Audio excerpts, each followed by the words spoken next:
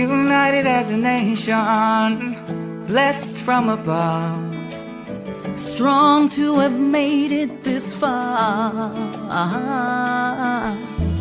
unafraid of the future, surrounded by love, proud of who we are. These fields and the hills beyond recall, they lift us up and never let us fall. We write on the pages of history, legends to legacy. We will all stand together as one. this is our land forever, yeah. Guarded by angels, heaven on earth. This is our home, In the nation, but look how high she flying now. Is she a prime minister or a pilot? Action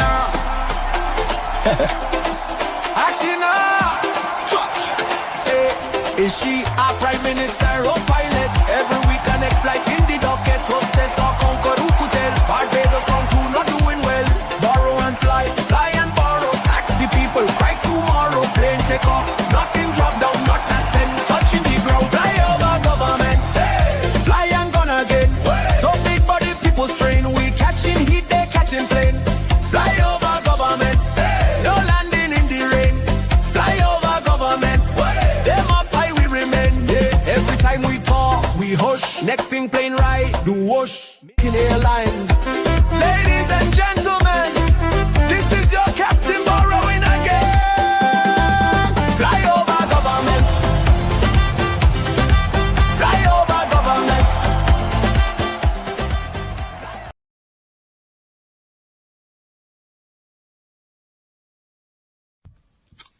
Mayor, this is Spinal. There you boy Spinal. Jason Smith, the former cricket coach at National Sports Council, where we used to sit by the line bar by the stadium and drink. You was a woman that I love. Auntie, I'm gonna say love you.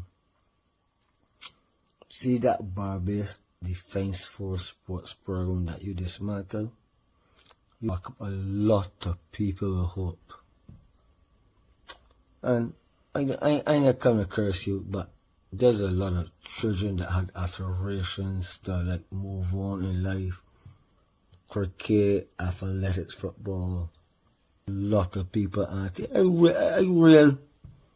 I may not live in Barbados now, but listen, you see when that Barbados Defense Force sports program was demolished, a lot of people aren't. And you tell like they got people from the IV and then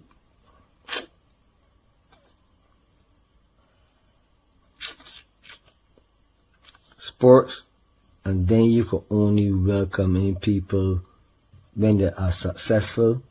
You gotta do a pathway to give people the opportunity to like put them on your umbrella, man. The Barbados Defense Force sports program. I don't want to call names. I come through it. Got another guy in train that ran heard it. We got an international cricketer that we got a lot that come through that Barbados Defense Force sports program. And you dismantle it, auntie. Yeah. Seriously, man, the people they want to tell you, I can tell you. We used to drink by the line bar, by the stadium when it was a sports council. If you want to get something out of sports, you gotta put something into sports, man. If them want to tell you, I can tell you, you hurt a lot of people, man.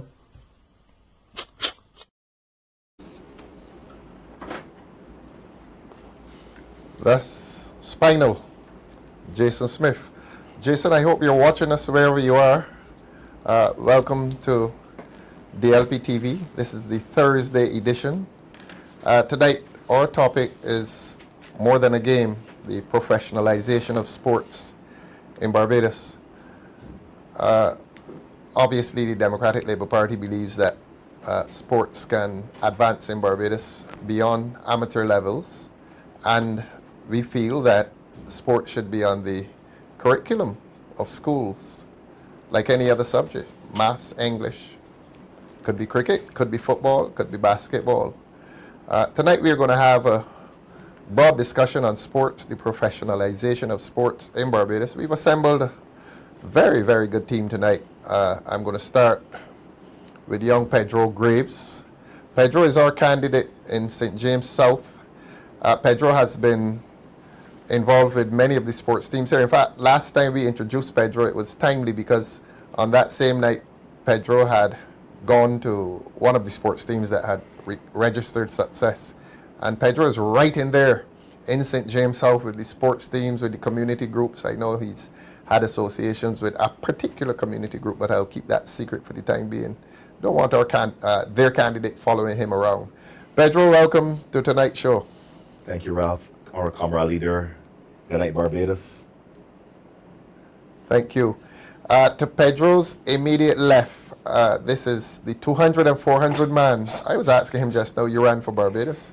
And he broke my heart. He said he never ran for Barbados, but he ought to have done. Damien Fanis has hosted this show several times. A gentleman, a true gentleman. Damien, welcome to DLP TV. Thank you very much, comrade leader. It's very good to be on DLP TV again with my family. Thank you. We saved the best for the last, quite literally.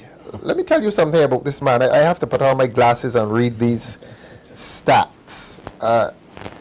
This is the first Test cricketer that has come on the show. I'll introduce him very shortly, but let me give you some stats. In Test cricket, he played 25 matches, got 57 wickets. He played 26 ODIs, got 34 wickets. He played T20s. This man is rounded. 6 T20 games, got 6 wickets. Regional 4-day cricket, he told me this is the real cricket. Regional 4-day cricket, 121 matches for Barbados. And how many wickets? 330 wickets. I remember when he bowled us the victory at North Stars. That is a game we had to win. And this man, the best for the last, this man bowled us the victory that afternoon. In regional 1 days, he has played 68 matches. Still looks as if he can play now. And he has 88 wickets. In T20s for Barbados, or the Caribbean leagues, 55 matches, 51 wickets. I'm sorry for taking away 20 of your wickets. I talk about breaking hearts. This man broke my heart one day. I was watching a test match. And in England, well, I was here. If I were in England, I would have choked him. And this man reached 95. The first number 11 batsman now on to 100. Man, and I am jumping all over the place. Tino, you broke my heart. Why you playing that shot? Tino Best, the great Tino Best is our guest tonight. We're going to be talking West Indies cricket is all our we legacy.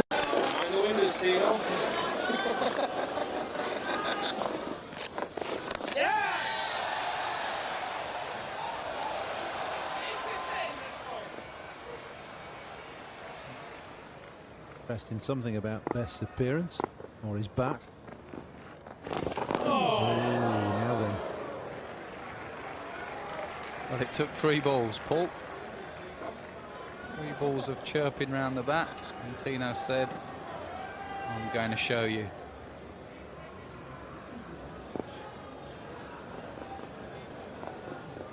They'll all be fairly friendly, though. Nothing excessive. Clinton.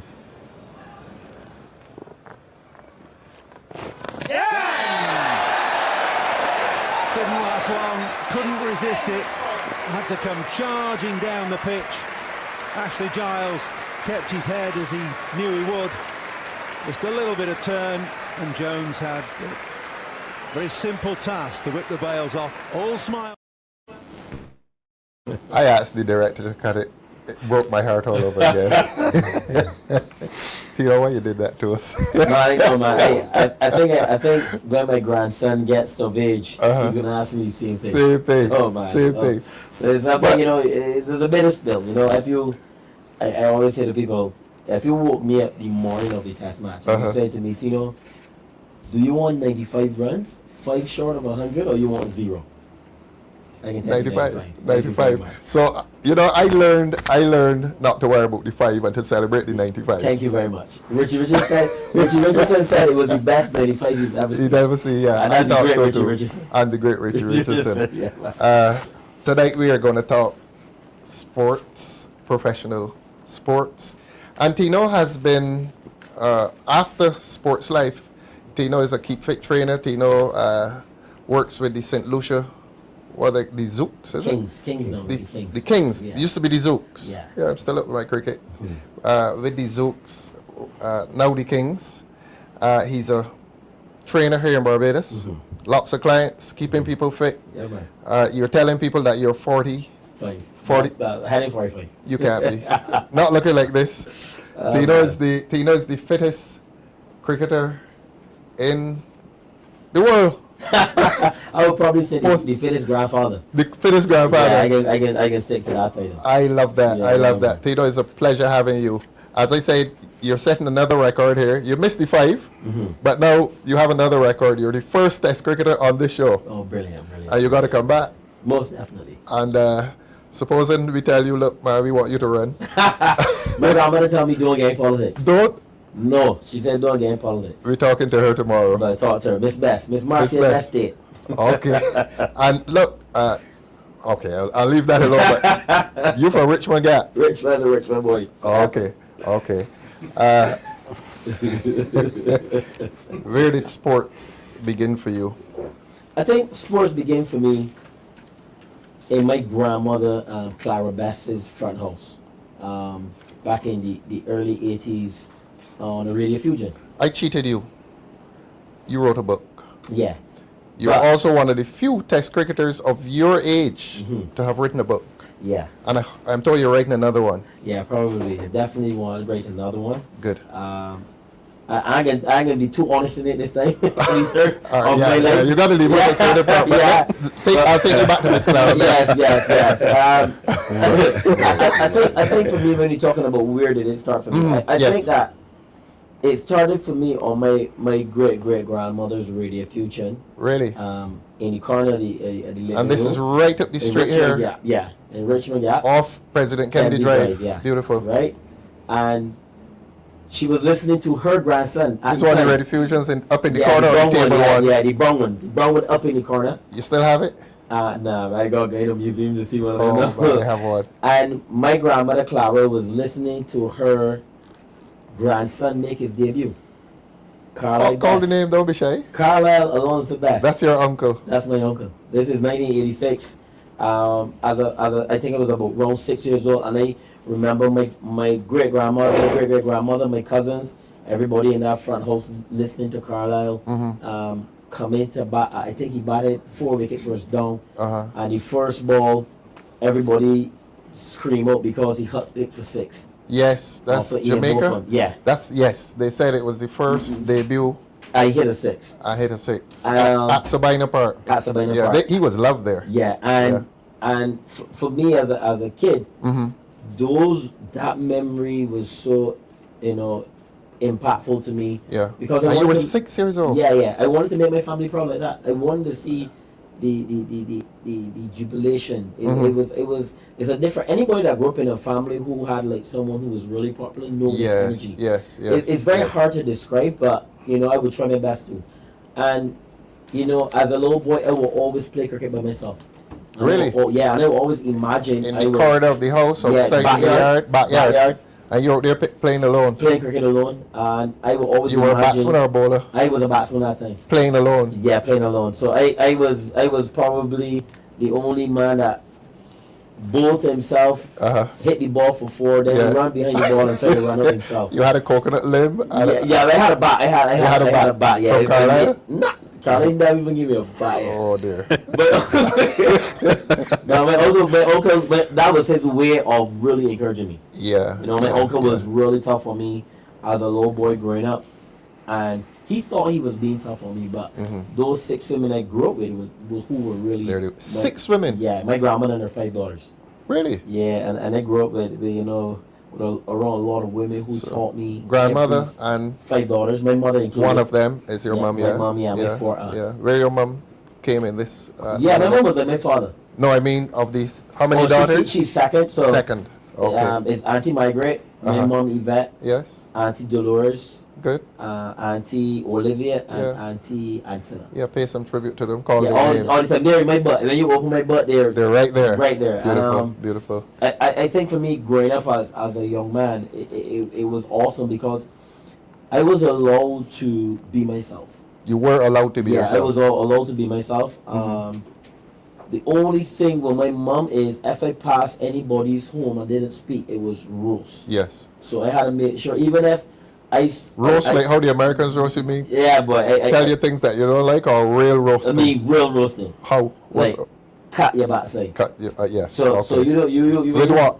A little cuckoo stick or something, two slaps with cuckoo stick. Uh-huh. Because my family had this concept that you're not only representing yourself, you're representing all of us. The village. Yeah, you know what I mean? So my neighborhood of President Kennedy Drive via Richmond Gap, it was a beautiful, beautiful neighborhood. And it was so lively. So that was my first introduction to sports. Yeah. My uncle. And Sports or cricket? Well, cricket, yeah. We used to play everything in the neighborhood. We used to sprint, play football. We had one of the most amazing people in my neighborhood was a man called Glenroy Corbett.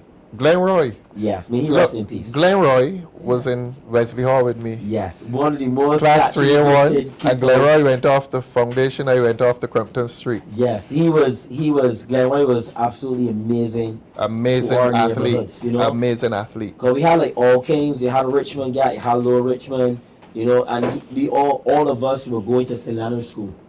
We were allowed to use the amenities in there, the courts, the fields, everything. Yeah. And no vandalism. Like we treated St. Leonard's School like it was with our respect. home. Yeah. Yeah. Because we knew the security guard. As soon as the children clear out, everybody in there can play basketball, cricket, or football. So Or Glenroy lawn was the tennis. senior. Yeah. I've seen you write this on Facebook. Or lawn tennis. I learned to play lawn tennis in St. Leonard's Really? School. Did you? Yeah, lawn tennis. Yeah. And road tennis as well.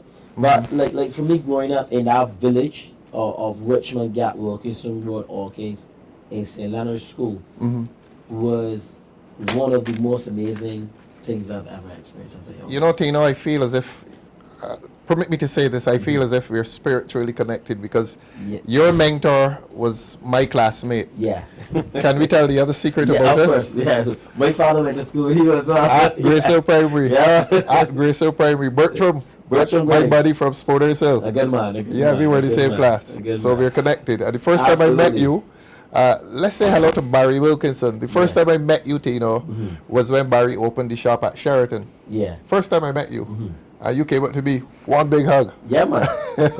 because obviously, growing up as a little boy, you always hear about Ralph Thorne and what he's doing, as a lawyer. And, it's like a beacon because obviously being a lawyer, and being, handling big cases and stuff, you're always like, this guy is very, and then you write a column or you speak, it was very articulate. So for us growing up, we always look up to people who look like us. And you know what I mean? I used to represent the cricketers a lot. Yeah, of course. And when I went on your uncle's show, Bess and Mason at the time, Yeah. man, I used to be there speaking for the cricketers. All the time. And saying that the cricketers should be better paid.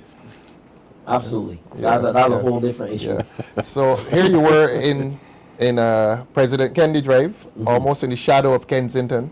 So you had this sense of cricket and the importance of cricket because you're seeing thousands of Barbadians converging on Kensington. So you know what's going on down there. First visit to Kensington, how old were you? First visit to Kensington Oval, I nearly got my backside roast because I was not allowed to go down there. You weren't supposed to be I there. wasn't supposed to go How there. old were you, Tino? I was 9, maybe 10, pushing 10. 10. 1990, Carlisle Best at tea time is 70. This is against England. England. Yeah. That's the 164. That's 164. I saw. But the Friday evening. Oh, the Friday evening. Yeah, because I saw the little transistor radio. Yeah. The guard man had one, and he was saying my uncle because everybody knew Carlisle Best was my uncle. Uh-huh. Every person I met, I would say, "Do you know who's Carlisle Best?" And they would go like, "Yeah." I said, "That's my uncle." So as a little boy growing up, that was my icebreaker for every single Everybody. human being that came into contact with. So this is the 164. Yes. I So saw every ball of the 100. So what happened is at tea time, Uh-huh. the guard said, "Man, you Uncle Lee, he can score 100." He told you that? Yeah. You were at home or I you know were... I was at school, this primary school. Where is So this? Eagle Hall. Eagle Hall. Right in the middle of And the Bridge guy Gap. tells you, your uncle, like, he They can can score score 100. 100, he not at tea. And I went through, I walked down the back of Richmond's Gap. This is after the bell rang? Or you After the bell ring, I ripping 3 going o'clock? out. 3 o'clock. Uh-huh. And I... You said you're ripping going out. You mean you're running? Running. Running, coming to Kensington. Running. What a great story. And I cut through the cemetery, straight across, and who stopped me at the door? The great Kipling Ward. Ah, the Empire Man. And he said, "Young West, what are you doing here?" Uh-huh. I said, "School done. I want to see my uncle." He said, "Come in." And Uh-huh. I came in, Players Pavilion, and I sat at Put you in the Players Pavilion? Yeah, because there was always a lot. It was me. The three musketeers were Dario Haynes, Desmond Haynes' son. Yes. Carl Greenwich, Gordon Greenwich's son. Really? And I was Carol's best nephew. Whoa, what and an then, elite group. And then when the West Indies series come, we will have Jason Lloyd, who was Clive Lloyd's son. Excellent. And then sometimes Stephen Farmer's son used to be down there as well. So we would play on the practice pitches.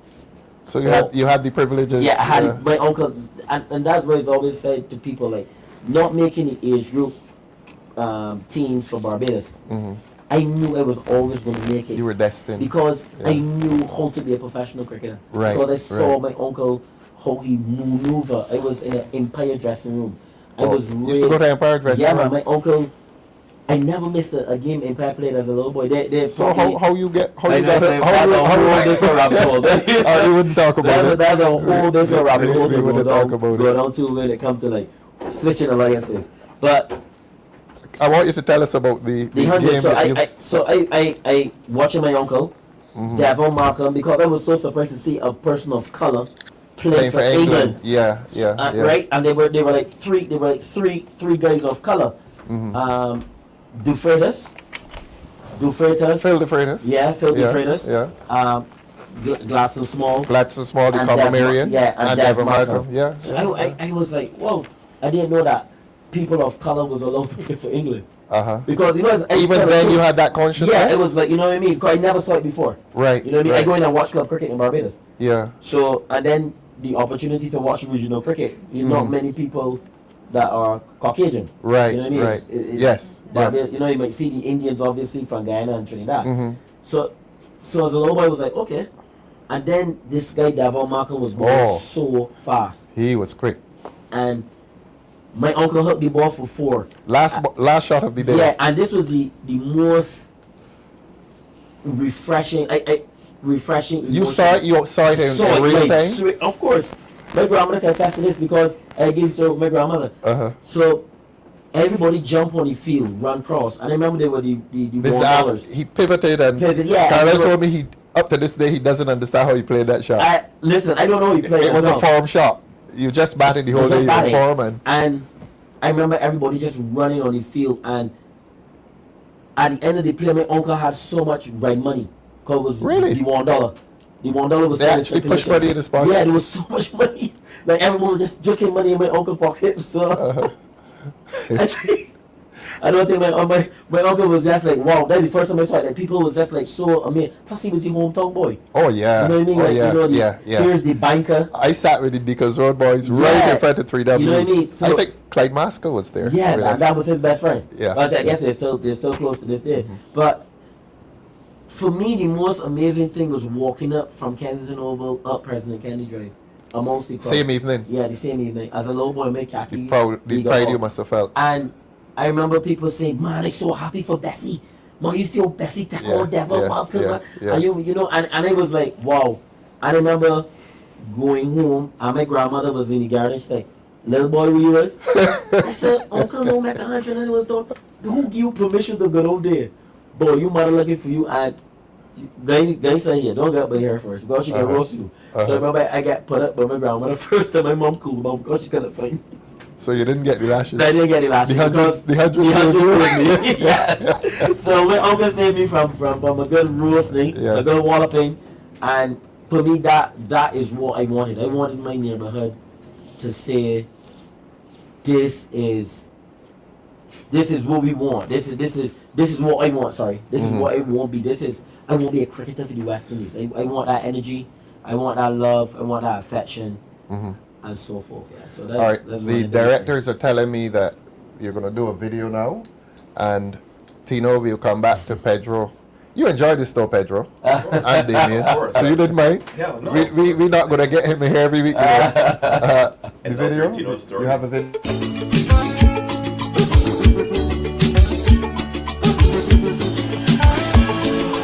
Up in the air, it's down by fine leg and taken. Tino Messi gets his first test wicket. He has waited a very long time. You can see how elated he is. Finally, a test wicket. Well, there's lots of aggression. Bouncer in, this time not hooked, any control. Flies down to the fine leg region. Sanford hardly had to move. Graham Thorne, it's gone for 9. Wow. Wow, indeed. Tino, that was the first test wicket. Yeah, that was very emotional for me because when I jump out to punch, right, I got weak in my knee due to the fact that I had made my debut against Australia. Yes. That was Australia then? No, that was England. Oh. So I had made my debut because it was a real quick transition for me, honestly, because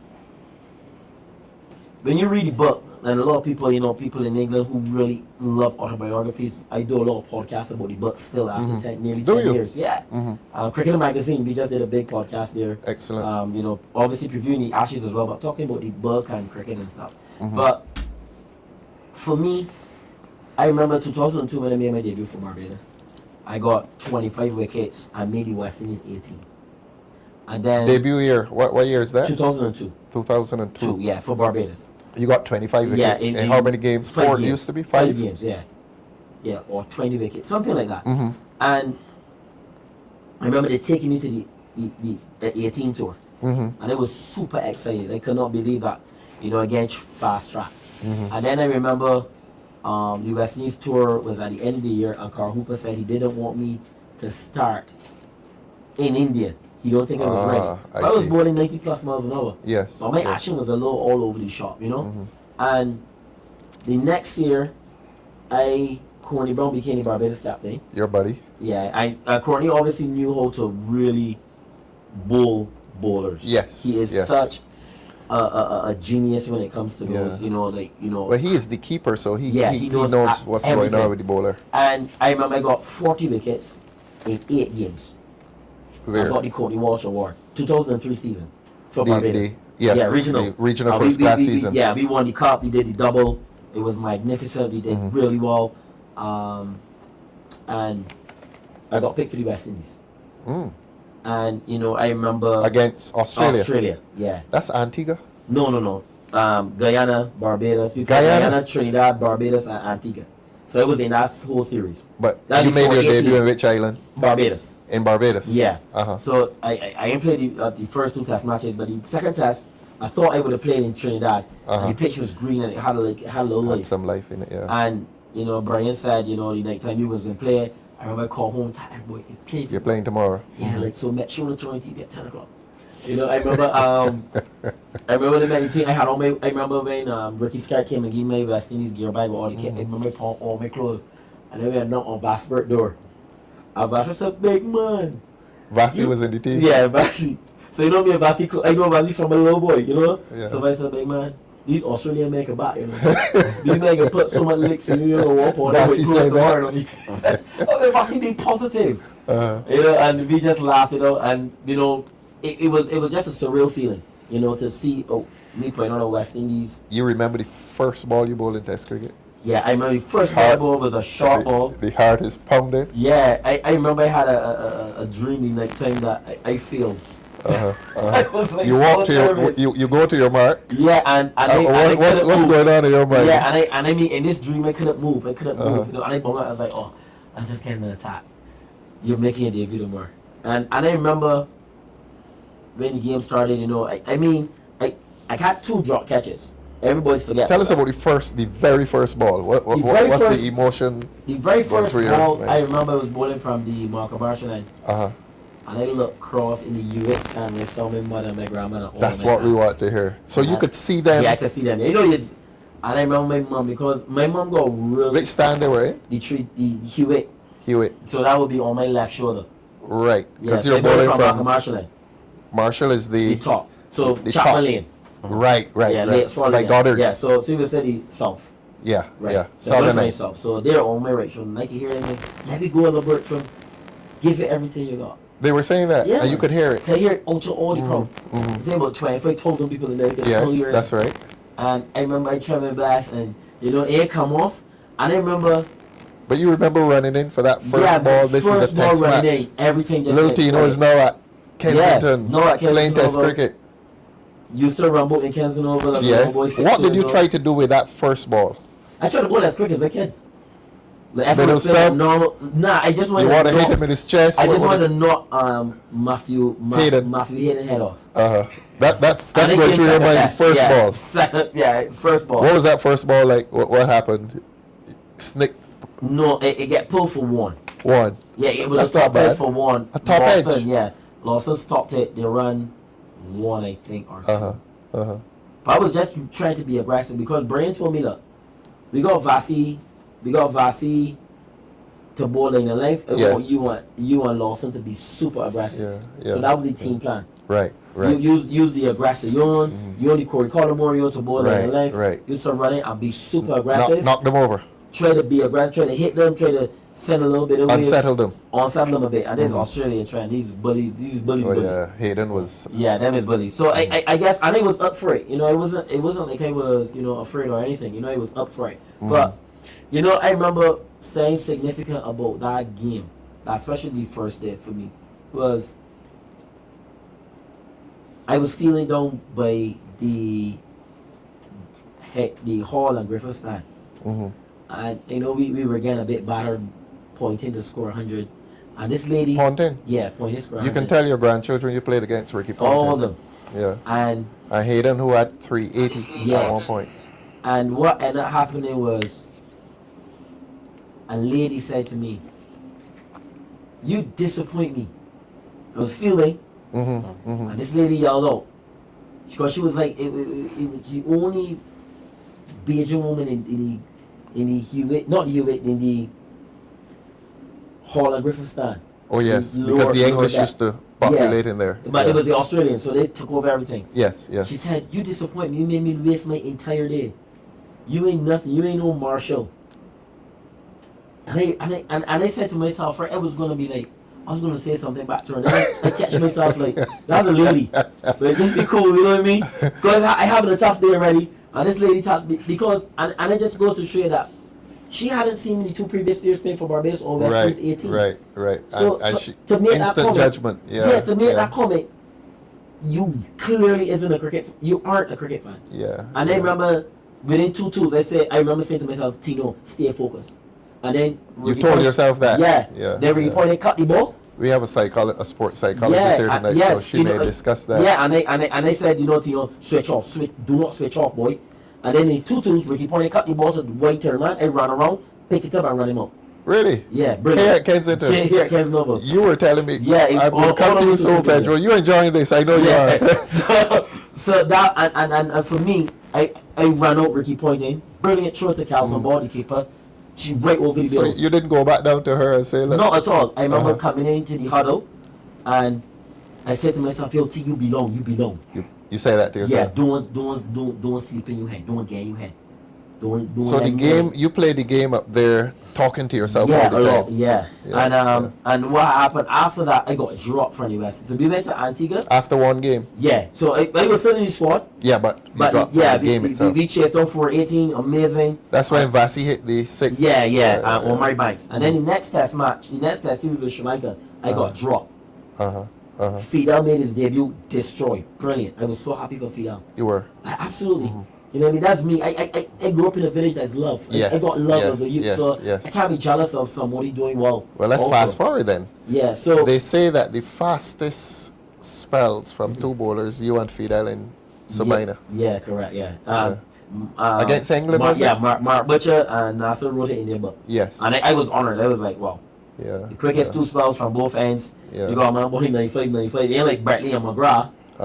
that McGrath bowling style, the 80 who's super skillful, who's one of the greatest bowlers. We're not trying to compare. Right. We're just talking about heat. You know, we hit everybody in the head. Really? We send guys to us cats. Yes. Me and Fidel, we were different. And I love Fidel. Jerome, I was Ravi. Jerome Taylor? Yeah, Ravi Rampal, Lawson, Jamil Lawson, Darren Powell, Colin Moore, Collins. I love those guys. These are people you played with. Yeah, I look up to those guys. Yeah. For me, it was never jealousy. Right. Because we're from Megan get. Correct. My biggest flex. Your grandmother taught you that? Yeah, Go for money can get. Absolutely. My biggest flex playing cricket was my fitness. Yes, indeed. Yeah, my how fit am I? Yes. If I know I'm not as skillful as the rest of the guys, but how can I contribute to my team? Yeah. By bowling 90 plus miles an hour, day in, Every day time. out. Yeah. So I go be fit for my boys. How many miles per hour you can bowl now? Me, I have no clue. I'm like toothpaste right now. No, man, they tell me you still about picking. Yeah, but that's Mickey Mouse, man. But nah, I ain't in that level no more. Give us an average.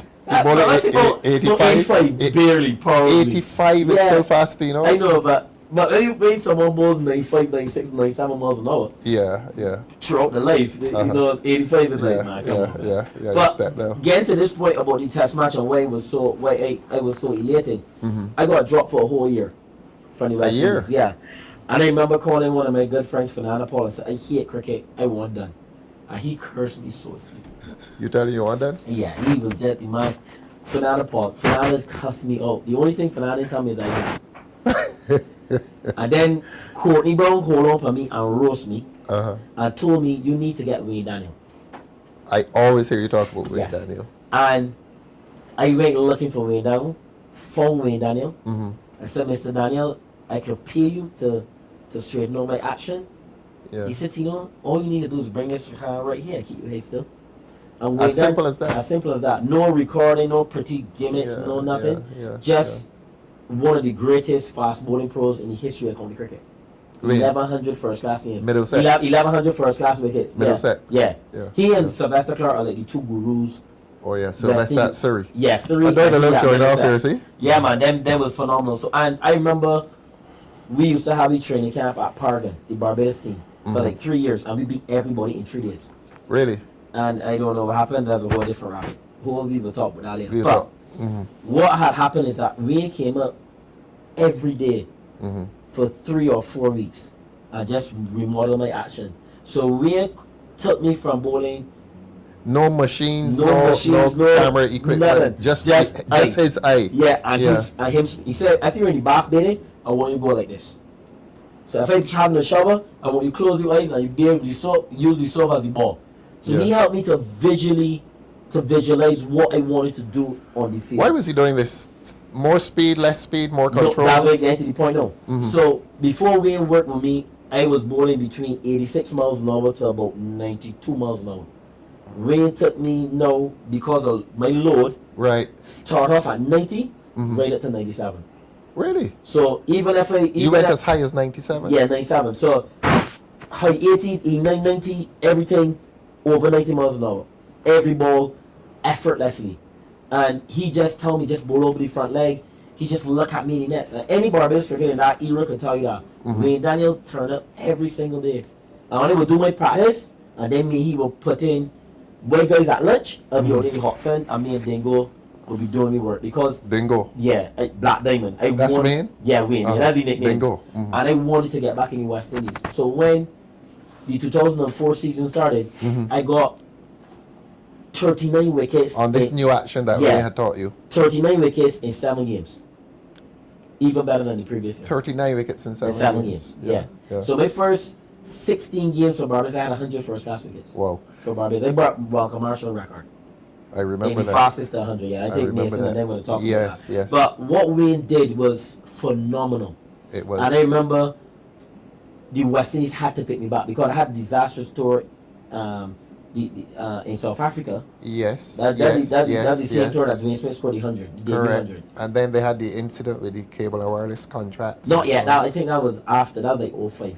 05. Yeah. Okay. Yeah. But but Wayne took me to bowl so much cricket. So when it started off when they came in the squad, came back into the squad, and then we started at Sabina. that is what Mark Butcher and that's who saying talking about. I see. So you I can owe blame Wayne Daniel for yeah, that. man, I owe Wayne. And then and the hurtful thing about it, the BCA never took Wayne in and let him work with all the other that's a part. pity. Because they saw what he did without any gimmicks, no machinery, just talking to me. The BCA. Yeah, the BCA was the head of cricket in Barbados. We have a BCA man here tonight, so yeah, go easy on I mean, Wayne was just phenomenal, and Corey Brown, Floyd Reefer, Sherwin Campbell, good people. Philo Wallace, them fellas tell me Wayne is a genius. He is, And what you're describing to us, what's he doing these days? Still doing some coaching? Yeah, I guess. I'm not too sure. I got to reconnect with Wayne because at the end of the day, men just do the thing. Okay. You said something about the BCA. We have a BCA man here, Tino. Look, next time you come here, we're doing a 3-hour show. Yes. And I should also say, Tino, you've done some commentary. Yeah. You play with the West Indies Masters. Still very active. You're still up there at Pickwick knocking down people when the Saturday come. And Sundays occasionally. You have a list of people you knock down? Not at all, but I think the aggressive bowling came from my neighborhood, the village. Playing against the bigger men. And they used to want to lose your ball and lick away your ball and stuff, right? So I think bowling bouncers and being of intimidating fast bowler, was awesome.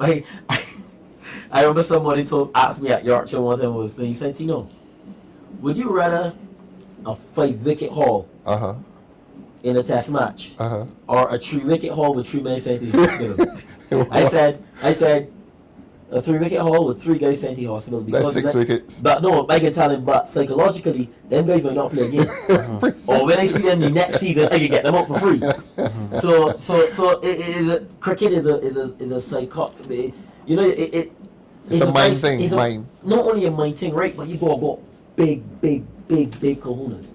Yes. To face people like Brett Lee and Akhtar. I play in an era where every international team had at least 3 men to bowl over. You face Akhtar? Yeah, you face Brett Lee, your buddy? Shane Bourne. You face Shane Bourne?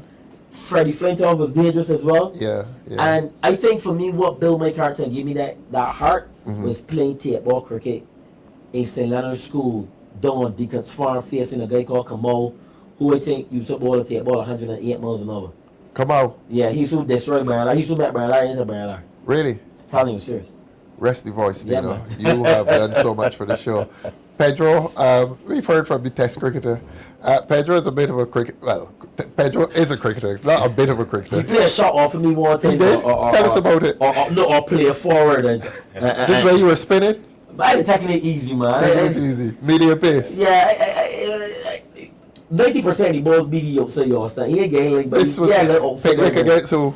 I can't remember. Bankston. It was called Bankston. Bankston? Yeah, you played for Banks? We actually Banks? played twice. We played Banks twice was a good against team. when Tino was injured. I think both he and Fidel were injured. And they played against a UB Vice Chancellor 11 team at university. You may not remember this. I think it was 2008. 2007, you were injured, you came back and you were playing at UWA. Graham Athley and I opened the batting against Tino. Graham Athley? Yeah, Graham Athley. Neither Graham or I had on helmets. Yet again, at the old Bury there in Wilson. Yes. We were playing against Bankston was playing and Tino open bowling again. No helmet. This first division? First division, You played first division, Pedro? Yeah, man. Captain as well, too. So, and then Rondell Year was at Gully and he was saying, youngster, put on a helmet. So I knew I admit that some balls passed me. And it was you. I doing foolish to see it. Some top edges went over the road. Remember, went over the road, top edges? Probably. Yeah, and then he came up and I came forward and made the grass not grow there again. But yeah, so I did score 50 in that match actually. For real? I did score 50. You got to put that in your autobiography. You scored 50. Pedro, tell us where it all began for you. Yeah. Sports. Sports. It's actually funny because like you know, I would have played at home. I have. It could be any sport, yeah. Not only cricket. Four brothers. Four brothers. So we will go outside. We play cricket. We will play football. Honestly. Which neighborhood is this you're talking about? St. Thomas. In Hopewell, St. Thomas. Hopewell, St. Thomas. Yeah. Great. And we played. different sports with guys in the village. Again, we had, we would have played, we don't have all these houses before. So we was going to play on the grass piece. In the grass piece or in the cane ground, wherever, on the Millie Road. But they had to have good eyes because they go like ball and say cane ground and look for the ball and everything. This is a rubber strand ball? No, this was actually. Damien doesn't know what's a rubber strand ball, all right? I don't play many. But yeah, so that's where it started for me. And then at school, obviously, we had what we call them games teachers then at school. They would have obviously got you involved. It's primary school? Primary school, yes. Which primary school is this? Sharon Primary. Sharon Primary. Sharon Primary. Well, Sharon doesn't have a playing field. You played in the graveyard down there? No. That's a big playing field. Yes. By the church? No, sure. The school, the church is there, and the school is on the other side. Oh, I see. The Maria Holden nursery is there, there. Yeah, so big hostel there. Well, big enough for primary school. And so I was involved in a number of different sports. I would have played, had coach for who would come to the school from the sports council. This is table tennis. Yes. You actually mentioned something about Damien not right for character. I actually have an unbelievable record for Barbados. You did Barbados duty too? Let me tell you about it. Man, you can't hide your light under bushel, Pedro. Don't praise me No, yet. man, Don't praise me yet. I am coming on your platform, so you talk. I'm talking about all this. So here it is in, I think it was 1999, the first on the 17 tournament that Cricket West Indies was going to put on. And I am named captain of the Barbados on the 17 team. You, Pedro Graves. But hold on. Look to your right. There's a man up there who played cricket for Barbados. I don't know why he isn't on this panel. So here goes now. Cricket West Indies, Western Cricket Board at the time. WICB, yeah. That they didn't have any more funds. So the tournament was cancelled.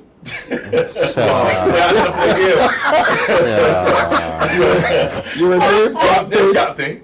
I never played a game. Never played a game. But your name is in the records. In the record. Yeah. Okay. So going on table tennis.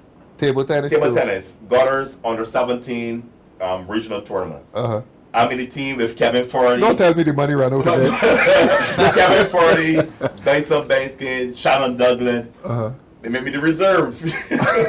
Not again. Not again. Abby Clark. Locally, Division 1, table tennis. Trevor Farley, BDF, all BDF, Trevor Farley, etc. Table tennis. So then, no game. In 2000 again, athletics, 400 meter hurdles. 400 meter hurdles. You're a 400 meter man? Hurdles? Yes. Damien Brooms, call him Blue Shoes from Lodge, and Joel Payne from Harrison College. The Harrisonian one though? I beat Damien Brooms won at the Lou Lynch games. I came second. At inter-school sports then, yes. Joel Payne came third. Joel Payne was? From Harrison College. He won then? No, he came second. Oh, he came second. He came third in Lou Lynch games. Well, how that happened? Yeah, it happens. It happens. So then you fast forward then to inter-school sports. The points were really close. I was actually pushed down in the bend. Yeah. And I got up and ran. Yeah, pushed me down in the bend. I got up and ran, came fifth. The second guy from Lodge, 2 guys from Lodge in the race, got disqualified. So Damien Brooms would have won the race. Joel Payne came second. Yeah. So then for correct then I was named Joel then. I was named Reserve. Chicken breast nurse is a hurdler too, huh? Yeah. Chicken breast nurse. Oh, he's a hurdler. Yeah. Correct. I think he got Carifta medal. Carifta gold actually. Carifta gold. Man, I feel so. Well, I feel like a dog among me. Athletes to me. So for me, that's where it would have started from in the village. In the village, and then obviously yes, competing and we'd be out late at night. So cricket during the day. We had tennis at night. There's a guy in my constituency in St. James South. He lives in Husbands. Name? Hallam Hope. Hallam Hope used to take me to tennis from Colmere School to tennis and get me home at 11 o'clock, 12 o'clock for the night. I want to ask you something, Pedro. I always tell people in my day, we learned to play cricket at home. But no cricket is played in the villages now, hardly ever. So I am of the impression the little fellas are learning cricket at school. Tino, this is true. You learn your cricket in Richmond. Literally. You learn your cricket in Hopewell. Yeah. Today, if there's no cricket being played in the village, fellas are going to school to learn how to play cricket. When I was at primary school, by the time you got to school, you knew who the good cricketers were. People became good cricketers at school, and that's the big difference now. I think. You're correct. One of the challenges that we have is that we have a lot of organized cricket And Yes. decided, so not that where you can go in the village and learn from a guy, Right, etc. right. It was Because you find even the BCL played a significant role. Oh, I yeah. learned my cricket for the BCL. You played BCL cricket as well? Yes. So you have, as a youngster, 10, 11 years old, you then go and you play BCL cricket with these elder You guys. had a team in Hopewell, a BCL team No, up there? Rashmore Hall. So it was Rashmore Hall, just Boats. up the hill. Yeah, just up the hill. So you Right. played for those guys. So you had guys that played, like, previously from the BCA top division that Right, come right. down then afterwards, and they would teach the youngsters. But they cricket. played hard. Yeah, of They course. played hard, yeah. I even at a young age, I played cricket with a club, which would be called Mare Scholars. But I remember but that. I had guys like Victor Punka Goddard, Yeah. Winslow Ashby. You played with Winslow? Winslow Ashby. Who played for Barbados? Yes. Man, you have good pedigree. so those persons then would have, at a young age, 14, 15, 16, playing with those guys, Yes. allowed me to understand the game. Yeah, And that's why I commend persons like Tino Best for Yeah. still playing, because you allow person to impart Yes, knowledge. yes, What yes. we find now is that you don't have a lot of elder statesmen. In the pavilion. and I'm going to say elder statesman because he's a grandfather. Yeah, man. Right? So you don't have much elder statesmen still playing the game. Again, I went to Will D Banks. I had Vincent Reed. And Mark Esbit. They don't play anymore, but again, I had that support in teaching me how to win a game. Mentorship. Tactics, mentorship. Yes. And I think we need more of that, the elder statesmen. Right. And let the schoolboys play more club cricket with the guys that are still around. Yeah. Damien, where did it all begin for you? and what sport? Cricket, football, athletics? Well, it started with athletics. Right now I feel like a fish out of water because I'm sandwiched between 4 cricketers. Yes, Yes. we're going to come to the next cricketer shortly. Um, No little thing. Intermediate. My test cricket was intermediate for you. Well, for me, sports sort of started in my grandmother's house watching the '88 Olympics. 88 Olympics. Watching, Seoul, Korea. Yeah, watching Ben Johnson beat Yeah, Carl Lewis. beat Carl Lewis. in the 100 meter. Yeah. Yeah. Yeah, and setting the record too. Yes. And watching Carl Lewis, like, you know, eyes open wide. Couldn't believe it. Yeah. Couldn't believe it. So for me, So your sport began on watching the TV. Yeah, watching Olympics, and I told myself that is what I wanted to do. I do have pedigree in my family when it comes to sports. My uncles, Michael and Karen King, they were national footballers, right? They represented. Mike King was your uncle? Is my uncle. Oh, yeah. really? Yeah, Okay. and well, I used to come and see them after game. They, you know, they come the injuries, and they used to get a hot basin of water and jerk it in, you know, jerk in the foot and cook the foot, as my mother would say. Yeah. Right. My mother didn't want me to play football.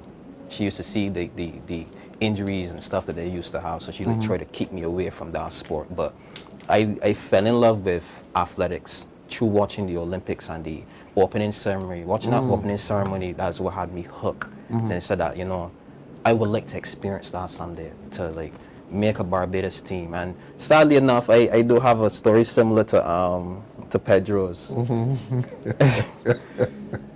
My times for Carifta would have came, I guess, how should I say it? I ran a pretty good time after the fact, and then I got injured. Oh dear. So I missed Carifta qualifying, ran a really good time, and then like soon after got injured. So I couldn't even like build on that momentum to even say like, you know, I could probably take it into probably making another national team or what's not. But really and truly though, athletics for me was like I don't know, the greatest thing I've ever seen in my whole entire life. Just watching individuals just set the blocks, get in, you know, listen for the time, to see the reaction speeds. To watch Ben Johnson literally like use a technique of just jumping onto the blocks to get that step on Carl Lewis, and just it was like I knew what I wanted to do. All right, let's leave Ben Johnson. I want to come to Damien Fannis. Now, a runner in Barbados. Yeah. We have one stadium. The government said they were building mini stadium. We haven't seen them yet. No, I haven't seen them. They've built several in Barbados, but nobody has seen them. So where does a 200 or 400 boy begin running? At school, in your village, around the gap, where? Funny enough, right? I was not the fastest apple at primary school. Oh, so you're running began at primary school? Yeah, it began at primary school. Where's this? Which primary school? Erdiston Primary School. Erdiston. And I could never, ever, ever make sports day team. I could never make yellow house. I could never make that yellow house team. The only way I made that yellow house team was through the sack race. Yeah. And I was so slow. I was so slow in primary school that when I won that sack race, the teacher ran over that sack race 10 more times to make sure we Damien Fanny says, "Who win this sack race? We're gonna run this again." Or nah, we run this again. And she did it 10 times. And when I actually came out on sports day, I was so excited because it's my first time walking out with the team, everything like that. I sat in the area where the corner of the athletes, so that when my name called and I'm missing my race. When I got in that sack race, it was like me watching myself was outside my body. I just was jumping and no lights was on. And when the race was over, the official came up, so, all right, this body first, this body second, you third. And he hold on for me and I was like, you sure? You know what I mean? And at one point where I wasn't moving because of expense, oh no, not you, this guy. But I wasn't moving and he was like, little man, come along, come third place, you know? And for me, it was like my first race I ever medaled in, but it was a sack race. Athletics really took off for me in secondary school because, you know, I had a love for running. Where was this? This is Corjan Parry. Give your school some advertisement, man. Corjan Parry, CP for life, right? CP for life. CP for life. So, second farm, third farm, I tried out for sports. I wasn't successful in making any of these sprint teams or I guess making any event to record. You know, I could volunteer for like the distant races and stuff. You could just come out on the day and just volunteer. So that's the only way I got to run. Coming into second and third farm, for some reason, I guess I started to develop a little better, and for some reason I was winning all of these races. I was the fastest boy in my division, fastest forward. So you ran for CP? No, that was therein lies the issue. All right, what we are going to do, Damien, we are going to come, because Tino, we are so happy to have you here. We're going to come to professionalizing sports, but we have another fast bowler with us. I don't know how fast this fast bowler is because she takes a long time to get here.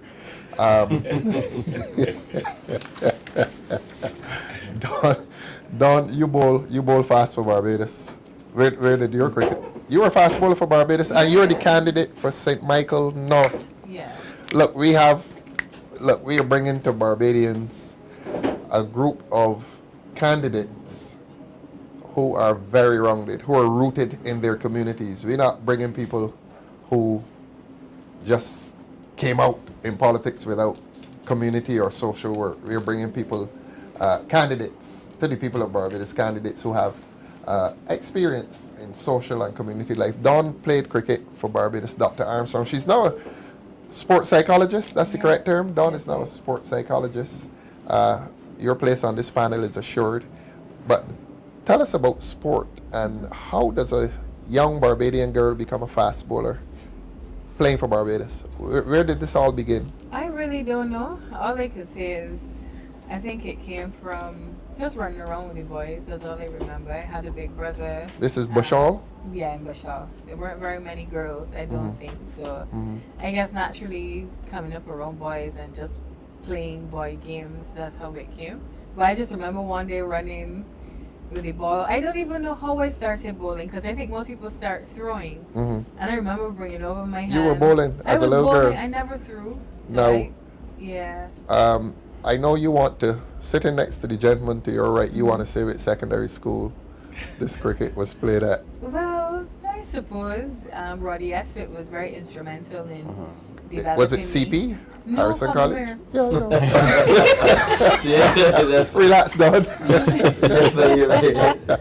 Yeah, so he was very instrumental. Actually, I tell everyone the first girls' cricket game was played between St. Michael and Comamere. And you were in that? I was in that team, first form, 1999. And yeah, I think at the time there was a lot of interest because St. Michael obviously had a girls' team. We had a girls' team, and they were like, well, why can't we just play a match? And I think from there it started to grow, this concept of women's cricket. And like that being the first, I guess, school game for girls, obviously it never materialized. I was then very instrumental in my UE days of having the first women's cricket team at UE, developing that, being vice captain of that. And then we went on to play in the BCA sanctioned tournament. Unfortunately, that's now fizzled out, so we're back to where we kind of started with women's cricket. I don't think people pay a lot of attention to women's cricket, and I guess we will get more into that as we start to explore, you know, the intersection of gender and sport and the lack of attention paid to women's sport in general. But yeah, so I would say I always enjoyed playing with the boys. So even as our earlier years of junior school at Commonwealth, the cricket started to fizzle out, I would always find myself in the nets with the boys, you know, running through, bowling, playing on evenings. Roddy didn't let me play with the boys per se, because obviously I come facing them batting, but I would always bowl to them, and if there was feeling, you know, within means, I would do some short catching and stuff, but never like full on, you know, playing with the boys per se. I think no, skill levels perhaps may have improved, because I know some women do play within men's teams. All right, let's talk about you. Let's talk about you. You played for Barbados. Yeah. How many years? I would say 2.3 years. 2 to 3 years you played for Barbados as a fast bowler. Yeah, as an opening bowler. As an opening bowler. Yeah. Yeah. And how was that? It was interesting. Good. You didn't get. This gentleman who's looking at you has 330 wickets. Yeah. You have 330 wickets for Barbados. Okay. Not at all. I know you feel strongly about professionalization of sport, and you speak about that all the time. Yeah. You think that sport should be on the school's curriculum, and you think that there is room for the professionalization of sport in Barbados. So I'm going to talk now about BDF. When the show started, we did a video from Jason Smith, and he was lamenting the closure of the BDF.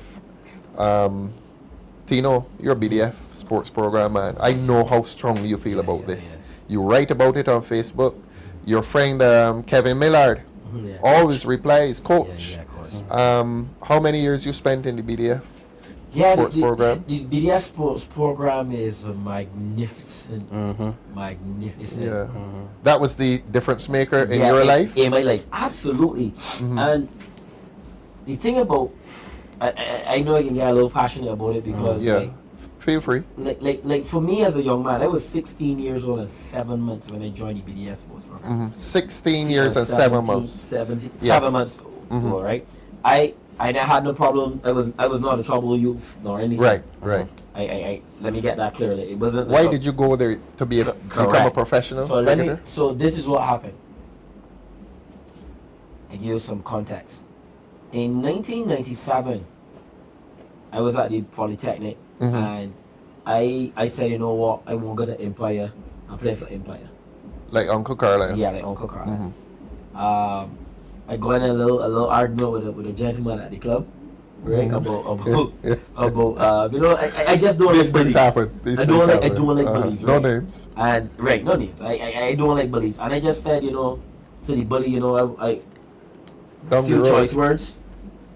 Went left Empire, went choose Strathclyde. Where my grandma in Richmond Gap. And when I got up with my grandma, always gardening, she loved her plants and stuff. And I spazzed to my grandma. I tell my grandma, she said, but little boy, you know, go out, you know, Pickwick down the street. I said, oh yeah, Kensington Oval. That's when Pickwick was still at Kensington. At Kensington, yes. And I remember just getting on my bike, right on by Kensington. As I come through the George Chandler site, so I remember you used to enter Pickwick Pavilion, George Chandler, big white wall. Come up there. Practice pitches, everybody was like, oasis. So the Pickwick Club was the cricketers here, the hockey players far. Yes. It was so much going on at Kensington Oval. It was like a sporting party. And I remember Adrian Griffith. Middle order batsman. Yeah, Adrian Griffith, West Indies player. Raymond's brother. Yeah, Clayton St. Hill. They all and George St. Hill. And Reefer? Not George Reefer, no. George Harris. They say, young Bessie, what you doing here? Use the Empire boy. Some man I kind of join the club myself. And Adrian Griffith paid that same evening myself $100. That's one of the coolest things anybody ever did for me. And I from that moment I was like, I never leave Pickwick. Because in 1997 I was 15 at the time. Adrian Griffith knows me as Carly's nephew. And Adrian Griffith paid $100. A lot of money at that time. A lot of money to join the club because they wanted young people at the club. What did BDF do for you? Let's go. That's what it get to. Right. So I played for Pickwick. There's 3 games in 1997, and at one of my friend's grandmother's funeral, I met Mr. Dorridge, Mr. David Dorridge, and he said to me, "Young man, if you join the BDS sports program, you can play for West Indies." I was like, "Me?" Dave Dorridge told you that? Yeah. At the age of 15. In St. Leonard's Church yard. It was Aaron's Barker grandmother's funeral. Yeah. But Aaron Barker was in there playing table tennis. Tall Aaron Barker, he was multi-talented. He could play table tennis, play cricket. He was just so talented. Harrison College boy. And Mr. Dorry said, "If you join the program, you can play for West Indies." I said, "Well, okay." You were bowling at that time? Yeah, I was bowling. Pickwick made me open the bowling. At what 15 age? years At old. 15? Yes, 1997. Wow. Keith Ford sent me some stats the other day, and I was like, "Oh, I got some nice little club cricket stats. Not too bad." Yeah. Right? And so I joined the program in 1998. And joining that sports program was the most amazing thing I've ever did for my life. Not only for cricketing career, but me as a man. Yep. Because I already had the molding from my grandmother and my aunts and stuff. Make up your bed, sweep the yard, go and check out the chicken coop. You do all the things around So your it was house. more than cricket. Yeah, it was personal discipline. Yeah. So when I get the BDS sports program, we had to recruit 10 weeks. You can't go home for 10 weeks. Like, what? 10 weeks at the age of what? 16 and 7 months. And you were away from home for 10 weeks? 10 weeks. I was going to be 17 that same year. You remember this gentleman? Yeah, he came in. I spent a year with him. He spent a year with me. So when he joined the program in 2002, my career was now booming. Yeah. And so it was hardly in there. Yeah. But for me, the sports program was awesome because you got 5 disciplines: football, cricket, table tennis, athletics, boxing. Football, cricket, table tennis, athletics, and boxing. How many were you doing? No, none. I just cricket. You just cricket. Or you choose one of the 5? So 19 cricketers, about 15 athletes. Not so much. You probably had about, say, 5 athletes at one point in time, and the boxers could have numbered around 5 too. Yeah, I used to add the boxers. Right. So the So boxers. that's 19 cricketers. For 10 weeks? Yeah. What was the population of the all depends on the group.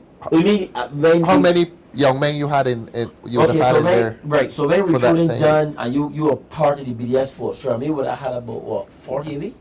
Probably about close to 2 50. teams. So Lalo Goodrich went through there as well. Yeah. So you had 19 Close to 40. cricketers, another 19 footballers. Yeah, about that. 40, So that's about 38. 38, so far. yeah. About 38, 10, 40. About 10 athletes. Then you got So about 48. About 48. You used to have 48. Or let's say 50. So Yeah, you have 50. 50 young men in camp. Including about 5 girls. Because we had 5 girls. And you have the instructors. How many of them Yeah, you you have? got 3. So you got Henderson Springer over cricket. Right. Millard over football. Kevin Millard. Mr. Jones over athletics. Yes. And the boxing coach, the right skin guy. Oh my gosh. I forgot his name. Oh man, I'm so embarrassed. All right. Mr. Boeing. Yes, Mr. Boeing. Boeing. Fantastic, So man. 10 weeks and you have 50 plus young people, young that's Barbadians. after you pass out. That's after you pass out. So recruiting is always like, really recruiting, how much people recruiting. So in my bunch, recruiting, it was like 30 of us recruiting. Right? So it'd be like all of you recruit together. Yeah. So recruiting is, you learn how to shine boots, you learn how to march, Yep. you learn map reading, Yep. you learn etiquette, Yeah. you learn every single thing that you can do. You got an honorarium or something? They used to pay you some kind of Yeah. money? We used to get paid like $1,000 a month. Really? Yeah. A little 16-year-old boy getting $1,000. $1,000 a month, that's real money. That's a heap of money. Oh, That's a heap of money. That's a heap of so good. I can imagine. It feels so independent, right? It feels so independent. Yeah. so But tired. you see the point I'm making here? Yeah, of course. That you take up 15, 16, 17-year-old boy. Yeah, because put him in a program yeah. for 10 weeks. You know the good that does for him. Correct. And the government closes it. So, I mean, I don't know what the funding policies, I hear the ridicule boy, you know what I mean? Like, No, that's fine. You don't get any politics. Correct, You never make the political right, statement. but I just kind of like hurt because I feel like, when I was in the sports program, right, I used to have guys from every rural neighborhood in the sports program. I used to have boys from Ellerton, Yeah. Boys from Orleans. Yes. Boys from Hinsville. Yes. Boys from Pine. Some people Boys from up in St. John, Gore Hill. Yes. And I mean, these guys come from challenging neighborhoods. Right. Where at the start, want to know somebody, give them some marijuana and a gun and do something. That's the point. That's the point. Right. But and then you had a situation where when you see these fellas in the sports program, right? And you sit down, you talk to a boy from Ellerton, seeing how he was raised. Mm-hmm. And you and him build a bond. Mm-hmm. Alright, I built a bond with a guy called Rondell Pollard. May he rest in peace, right? Rondell Crash Pollard. I wrote about him in the but I wrote a whole as you read. Mm-hmm. Yes, Rondell. of course. Rondell and I recruit together. And me and Crashy, we call it Crashy. We just had a phenomenal relationship. Mm-hmm. He believed in me. He believed I was the coolest brother ever. Yeah. He just loved my confidence. Yes. And he was a footballer. Mm-hmm. And he always used to try to like the cricketers used to give me a it was an environment where you were built up. You had to be able to take pressure. Because mega pressure every day in the sports program. It builds character. Yes. So I remember sometimes, right? We'll be in the bar room. Two men would get in an argument. You never close the bar room door. Two want to fight it out though. Two want to fight this, but I tired of hearing two want to argue. Fight. And if two want to don't fight, we can beat all two of them. So it was a real brotherhood, right? So you had to learn how to react and not react. To grow. To grow. Yeah. You know what I mean? Yeah. So how to handle disappointment, how to handle adversity, how to save your money. We remember we used to have. You're talking about saving. This must have saved lives. Yes, everything, bruv. Everything, Mr. Thorne. Every single thing. I remember one of the classes that we used to do, which was really cool. That I love was etiquette classes with. So you had classroom. Yeah, classroom. Like it was. Exercise This program. program was a serious program. This was not no For Mickey 10 Mouse thing. weeks. Yeah. And in that 10 weeks, did you go home at all? Like No, you weekends? can't leave. Can't leave. So for 10 weeks and you got one visit. continuously, you're there. Your family visit you once. Really? Yeah. A Sunday at the field, like telling Eric, bring him out of here. Very for man. Okay. Damien, why would they stop this program? I have no idea because the program, as Tino said, it made me who I am today. And Tino's not joking when he said that the benefits outweighed the burden in regards to cost. Because when I came in, Tino was one of the senior pioneers, right? And Tino had a swagger about him. And you told yourself, you know what, this is the guy. Right, you just knew that. Yeah, that's the man. That is the man because Tino already had a reputation behind him as a very good cricketer. Yeah. He already had the amount of representations for the national team already behind his belt. So he was already built up. Yeah. So then me as a young pioneer now, first year, heard that somebody from the sports program was selected for the West Indies team. You could imagine the bar room was buzzing. The bar room was buzzing. We could not believe it. When Banana,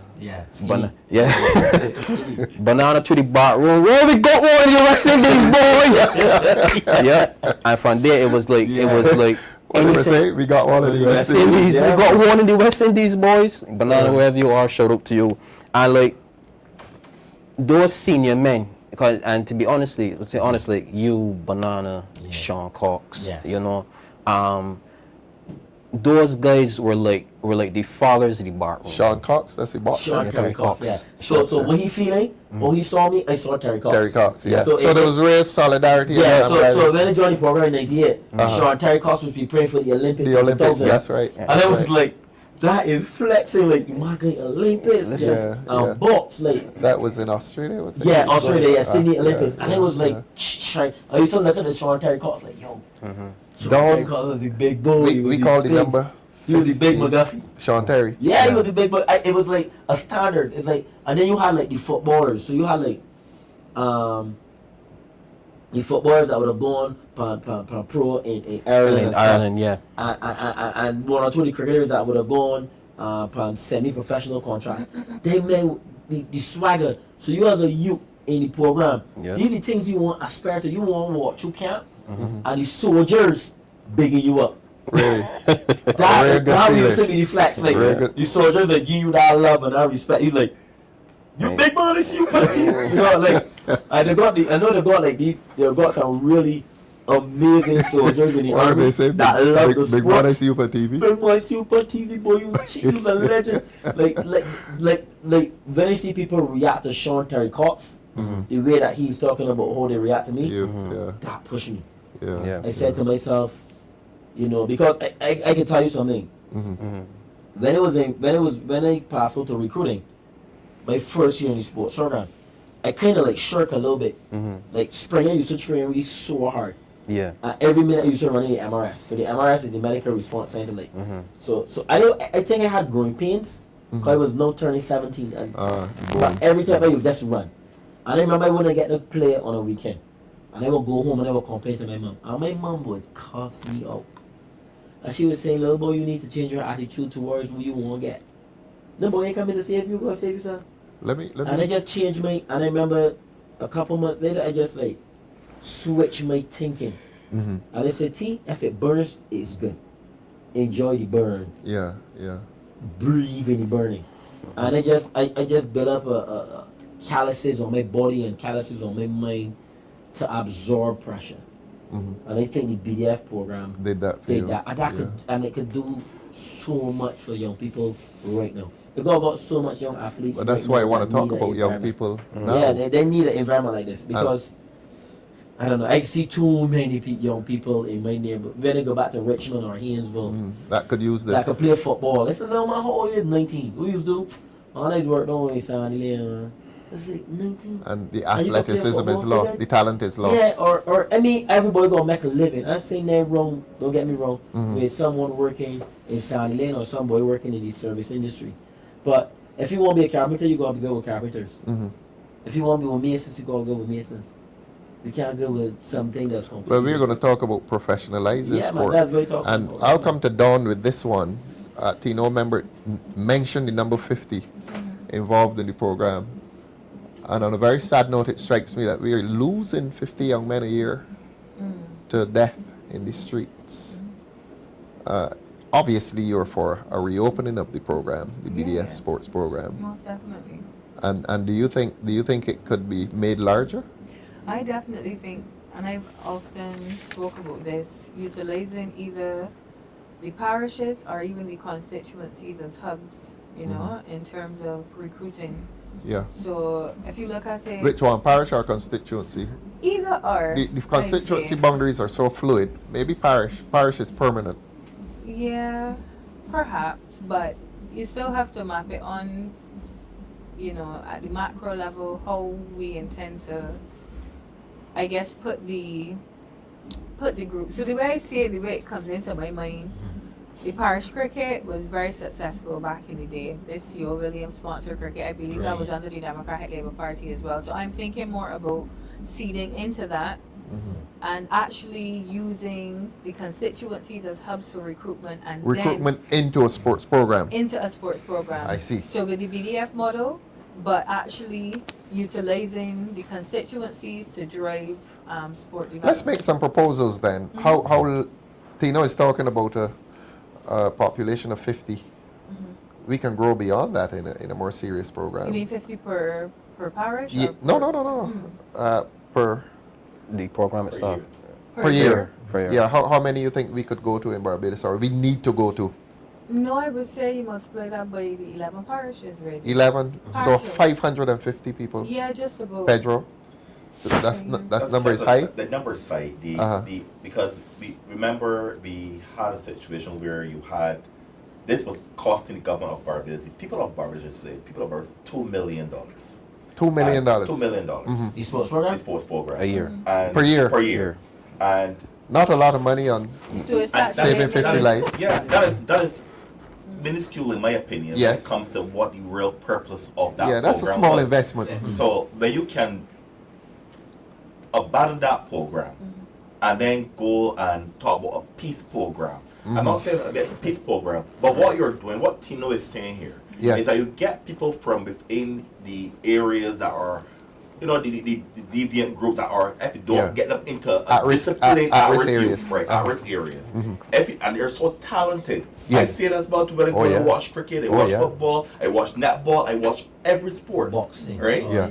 All these things. When you go and you see those talent, Yeah. And you just go and give them a one-off match in the community and give them money. Yeah. You're going to use that money. Like the tournament that's going now. Right. You're going to use that money Yeah. to actually go, as I said, buy the drugs, buy the guns, and you want to really crime it because it's not sustainable. Right. The BDS sports program was sustainable. Yeah. Where you can, as Tito mentioned just now, what did you say? That it taught you how to be etiquette. It taught you everything. How to shine boots. And that's called respect and dignity. And back up a bed with a 45-degree angle. Yeah.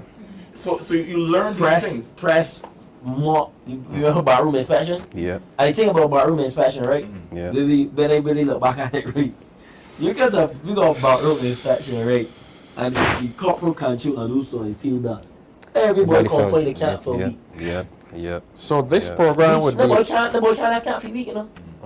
This program, Tino, would be preparing people for professional sport. Yeah, Professionalism. I was going to interject. So I know Pedro said 50 is a lot for 11 parishes, but remember, we aren't just focusing on just the performance bit. We're contemplating, the grassroots level. So there'll be representation for different facets of sport within this group of 50 persons. So you will have your grassroots, you'll have your performance, you'll have your well-being, Everybody has different skill sets, so we were talking about assessments at different levels, looking at different strengths. So I see it more as being a holistic program, but out of that, we would hope then that our sporting teams will be seated by these 50 individuals as well. Don, we have a proposal from one of our members for the construction of 2 areas, and he was saying in the north, one in the north.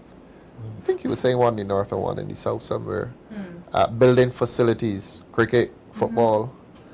How feasible is that? And is that the kind of investment that you'd want to see a government make in young people? Most definitely, I say north, south, and central. Yeah. Because we're exporting our young people. I mean, a little fella can play football well. He gets a scholarship off to the United States or cricket. The cricketers are now going to England. Yeah. Is this something we can do here? Can we have academies here? Most definitely, I think the academy should have been here a long time ago.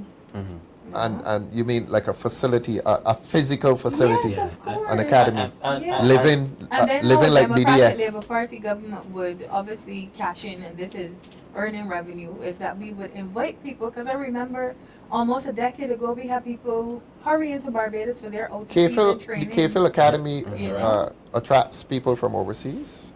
Used to.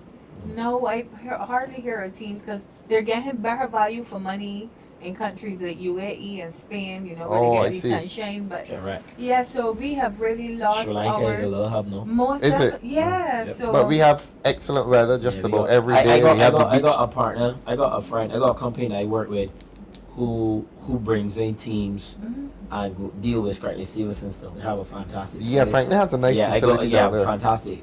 I want to say something about the BCA and losing youth as well. Just to solidify what you were talking about the roots in here, but in the you're direct at BCA, right? Yeah. Okay. Yes, Tino. When it was coming through playing cricket on the 15, on the 17, on the 19, right? I never got to make any of those teams, and the journey BDS was around at 16 and a half, right? That was my academy. Yes. That catapulted. That was my academy, because if I had not joined that, I probably wouldn't be. You wouldn't be Tino Best today. Yeah. Right. So it's the BDF that. Changed the course of your life. Correct. So I'm saying that when you the Barbados Football Association, the Boxing Federation, the table, sometimes a fella might not be very good in the early age groups, but we go find areas where we could develop them, because people are late bloomers. I don't believe in there are people that are naturally talented, like ambidextrous, hand-eye coordination, like that. It's easy, but the harder you work, the easier it becomes. You gotta be repetitive in what you do. Like, I'm 5'8". I should not be bowling like 7 miles an hour. But I work towards that. I work on. No major back injuries or anything in your career? No. I had one injury in 19 years as a professional cricketer. I used to actually play with injuries. Side strain, I played a whole season with a side strain. I popped my whole hamstring for vaccines, take 3 injections, I get 6 foot, get money match. And the man tell me he was a real animal. But that was all mental. That was all BDF in me. Every time I get a tight moment, I said, you recruiting. Because recruiting days used to be the longest days. Rough. Look, recruiting used to make you so tough for the world that there's nothing that can pressure me or break me. When you come to that sports program and you understanding what professionalism is. I ain't getting homesick. I kind of make money though. I came to Barbados, you're coming with at least. Because BDS sports program taught me. Because sometimes I'd be prepared to go home, right? You know, we all clean, dress sweet. Remember when we had this the dress code? Yeah. We have the whole dress code. Yeah. When it meant no polos. No polos. Everything have to be buttoned down. Yeah. Right? And slacks. Yeah. You're out clean. Because one of the mates will come and want go work. Because we have, if you support what do you mean by out clean? Out clean as in, we gonna buy some chingos and some flowering chinkos, proper stuff. Because we had a dress code in sports, right? Because one or two fellas come with a cat jeans. And a dope shirt. And the mess up, see this here? When I got disciplined and when I get back to these streets with this behavior, every boy can hear and tell you. Furthermore, if no boy don't can hear dress good, tomorrow we can have a jacket.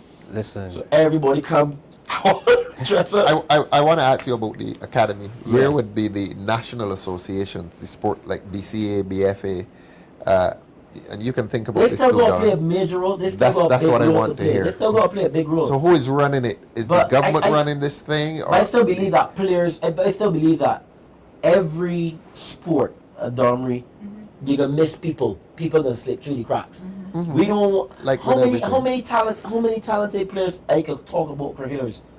That I believe that after any sports program would have played 100 test matches. Really? Because they would have had the discipline. You get what I'm saying? But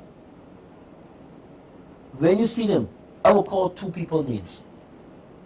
You probably might not heard about them. You probably heard about them. You agree.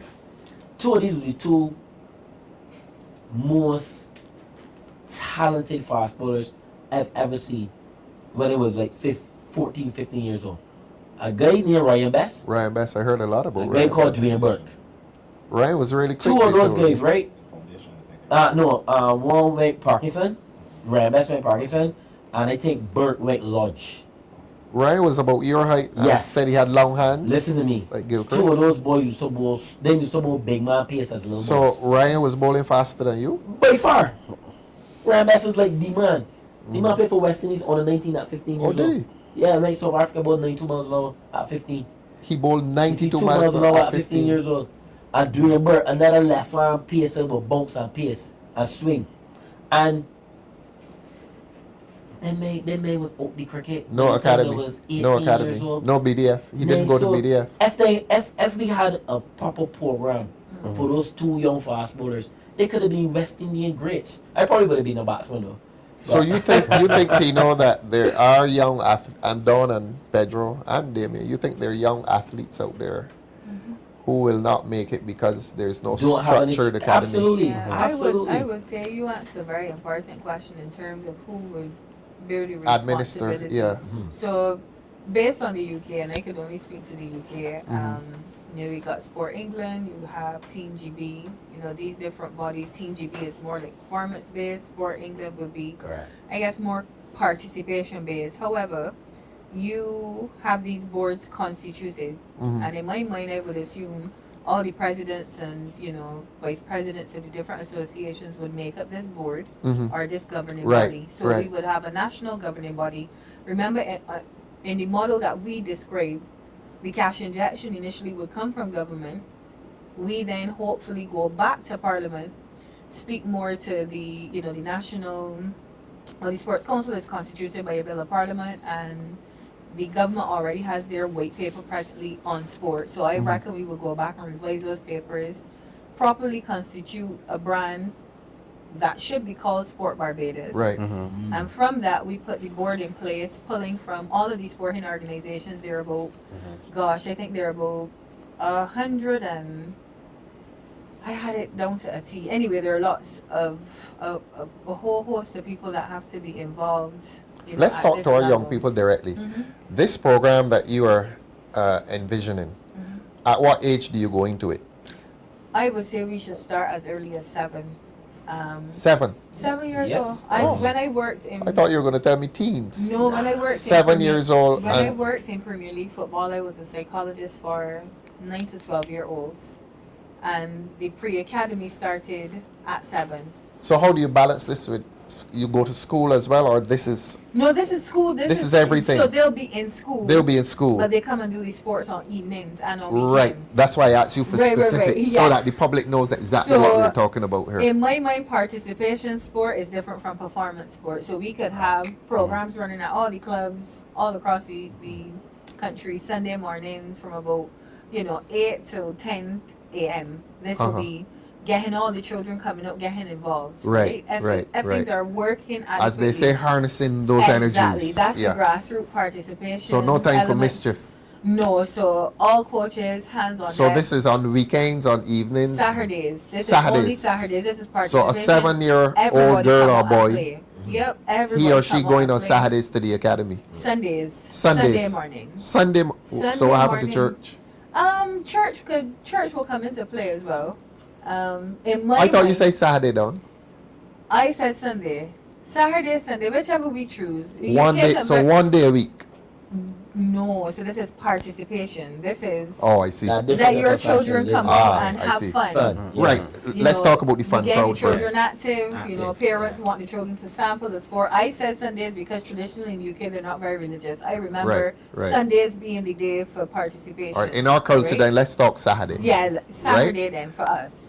No Saturday disrespect to the mornings. SDAs, but let's talk No, Saturday that's mornings. fine. Saturday mornings. So we're making specific proposals to the public. Yeah. So Saturday mornings, participation. Every we club, take up our Empire, children. Wanderers, Pickwick, take your children to this club. You want them sample cricket. So we are This building is a physical academy a physical academy, yes, with but equally, cricket ground, football ground, Mhm.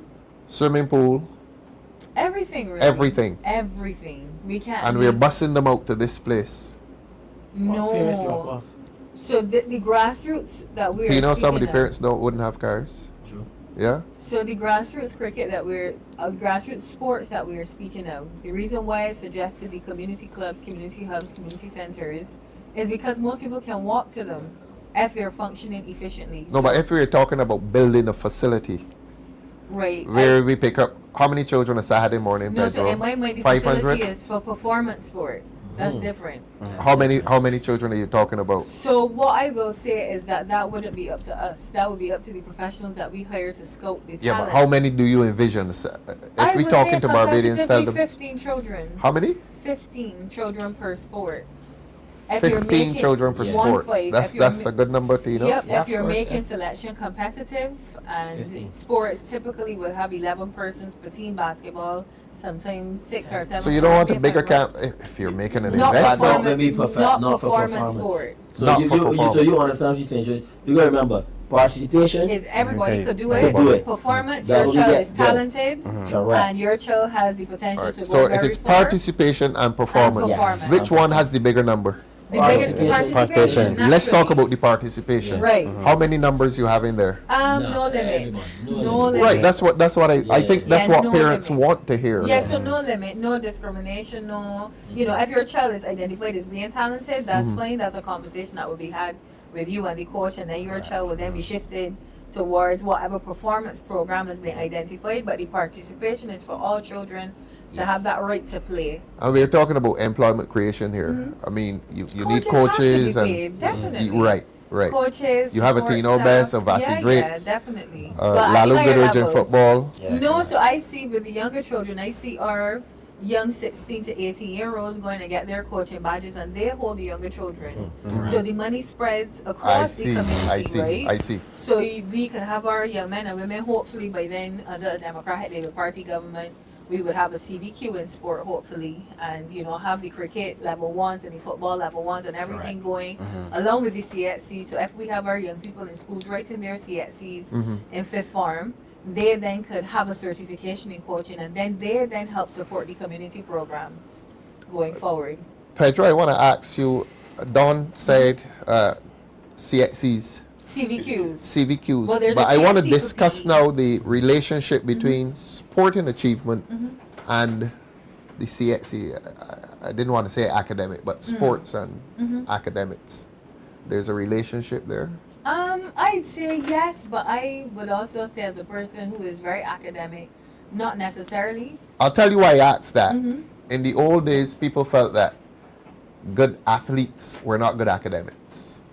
That's not true, is it? Absolutely not. Not with the And because a NCAA teacher told me thriving. that's the other way around. Yeah, not with the That- NCAA thriving. That it's all about discipline. Some of the best athletes. And at in your our school, sports. Damien, one of the teachers used to say Ernest had a really good NIFCA program, dance and so on. They did. And they used to say that the children who were involved in dance program tended to do well in their exams. So is there always that harmonious marriage between sports performance and What I would say academic is that it's performance? broken down by skills, and I would say athletes harness a lot of the, people say hard and soft skills, but we harbor a lot of the intellectual skills that are required to be analytical, to athletes? definitely to be Right. you have to That's be analytical. yeah. That's And that's not something that could be written down. You can't put a math equation in front of an athlete. You could probably, but their mind is more conditioned to consider It's how about they aptitude. can maximize. Exactly. yeah. So the things that we tend to measure and use to measure intellect and IQ and everything else, a person who might be bright academically could never fathom manipulating or being placed in a situation where they're having to perform a certain task. Well, You can't it's conflate the two. It's like Tino and Dwayne Smith. I mean, what they do, I mean, that's an aptitude. That's a skill which relates to intellect. But you know what? You are creating some interesting dialogue, because I think this is why we as a people find it difficult to professionalize sport. Is because we've often been trained, one graduate in every household. You better try and put on that back and go and do some schoolwork. That's type the of point. thing. That's the point I was And getting at. culturally, and one could even go as far as saying, maybe it is a racial issue, maybe it's the way we're conditioned, but culturally we tend to value academic success above sporting success, when the world has now moved on to see success as anything that a person has the capability to do well. So I don't know if we have to break that mold. And as I say, a lot of the development and investment in sport has come from the governmental level across the world. Right. So the change has to come with the Democratic Labour Party It has government. to. It Yeah. has to Yeah. come. Yeah. And this Based is on why, our perspective. this is why this platform is so important, because when you think about politics across the Caribbean, and we're going into elections now all over the Caribbean, I have not heard one political hopeful speak about the importance of sport. Of The sport, that's Democratic the Labour point. Party We have to of take the lead in that. Barbados is really the only party championing, sport in that. Through your voice. Well, I don't want to take credit for that, to Well, be fair. you But have been our spokesperson on sports, a very but active spokesperson. I would definitely say the motivation comes from the communities that I seek to serve. So Eden Lodge community, a Grisette's community, who has seeded, created so many athletes at the national level. But equally, this discourse has to happen, because if we are to change things across the region for people within the region, it has to be a collective understanding, not just by us as future leaders, but CARICOM essentially has to come on board and try to make way for these discussions to be had, because they're one of the bodies that can finance this thing as well, and they have the capacity to get more financing from other international bodies to pour into sport. And I feel like if we definitely have the opportunity to do that, then anything could go with respect to the... Tino has played at the highest level, and Tino has gone to... You've gone to Australia, Tino? England. And you've seen heavy investment, both private sector and government, made in sport. And you have... And the irony is that you have achieved at high levels. You've come from a part of the world where heavy investment has not been made. I mean, financial... People have not put a lot of money in sport here. You started out going down to Kensington, then you went to BDF, but I mean, you have achieved against the financial odds. A lot of money has not been put into it. And would you not like to live in a Barbados in the next phase of your life, in which money is serious money is being put into sport because we have a lot of talented young people. And what do they do? I mean, yeah, absolutely. I want to see that, and what Don Marie is hitting on is it's like you go out in the world and see how it's run. Let's leave the Caribbean and see how it's run, and see the money that is spent on sport. To hear this young lady speak about working with Premier League, which is the biggest sport arguably in the world. EPL, pretty much. I think NFL, IPL, Premier League are the three biggest sporting entities in the world. NFL, EPL, English Premier League, IPL, and NBA. IPL higher than the NBA now. And you're talking billions of dollars. Billions of dollars. And the thing about India, let me go with the cricket. IPL is growing? Yeah, in the sense of cricket in India alone. Yeah, that's a religion. Religion. Yeah. You think about India. Like it used to be here. Yeah. It was a religion here, but we did not invest in it financially, right, Don? Absolutely. Right, the thing about India, right, and I don't want to compare Barbados to places in the world that got the most human beings on it. You know I was coming to that. So it's population size constraint. But it's all about how much we love the game, how much we want to help our youth, and how much talent we have. Yeah, I mean, we can boast of sobers. We name Barbados 11 versus the World 11. I mean, Barbados 11 beat the World 11 in just stats. In just stats. Stats. Yeah, of course, of course. We got the greatest cricketers have ever touched this earth. Yeah. But the money has to be. It gotta come from a place where we want to see the people develop. We just can't expect things to happen overnight. Or by accident. I think that my grandson is 3 years old. I want Tiago to be in an environment where he's not only academically sharp, but he sporting ways. He could be in an environment where you say Don wants to fuse the two. Yeah, absolutely. And to call sports academic, to include sports in academics, right, Don? Yeah, that's your thesis. Absolutely. I wanted to but say the sports program was that. Let me show you how amazing this sports program was. Now, when we were in the BDF program, when you recruit and you pass out, I think we had our one of our bosses was Melissa Stricker. Remember Melissa Stricker? I think so. Yeah, she was a 400 runner. Quarter mile, yeah. Olympics, to win Olympics. Yeah. And Miss Stricker, along with Commander Dorage and a couple, I think Colonel Bossett was over me at one time. Yes, he was. Bossett. Yeah, he was over me at one point. Yes, he was. And how the program was structured is that if you come in the sports program and you don't got maths, English, social studies, or another one, IT, right? You had to they send you to school. They pay O level, Polytechnic. Yeah. If you go, they pay UE, whatever. You had to have those things. That grounding. Grounding. Foundation, yeah. Right. That was what the BDS sports program set up. Excellent. So we were trained. We were going to our disciplines. The athletes and the boxers go and get to the stadium for what, 5 every morning or 6? Used to get there for 6:30. 6:30. So we train in the morning, then we still had to go back the evening. Yeah. So the boxers and the athletes will have to be at the stadium for 6:30 a.m. Right? Report the camp. Obviously, the bus will bring them up to camp about 9 o'clock. The footballers and cricketers will start at 9. We either go parking, the footballers go on the garrison with Millard, and we train till midday. Then we will come in and we will get a nap. And then you got to go to O level Polytechnic or whatever evening institute the evening time. That's how the sports program was run. I want to ask you a question, Tino, and for the sake of the public and young people who are listening. Now, the career of an athlete, obviously, from teens up to 30-ish, 32, unless you're LeBron, who's still going at 41. But the career extends beyond playing. Like in your case, training, coaching.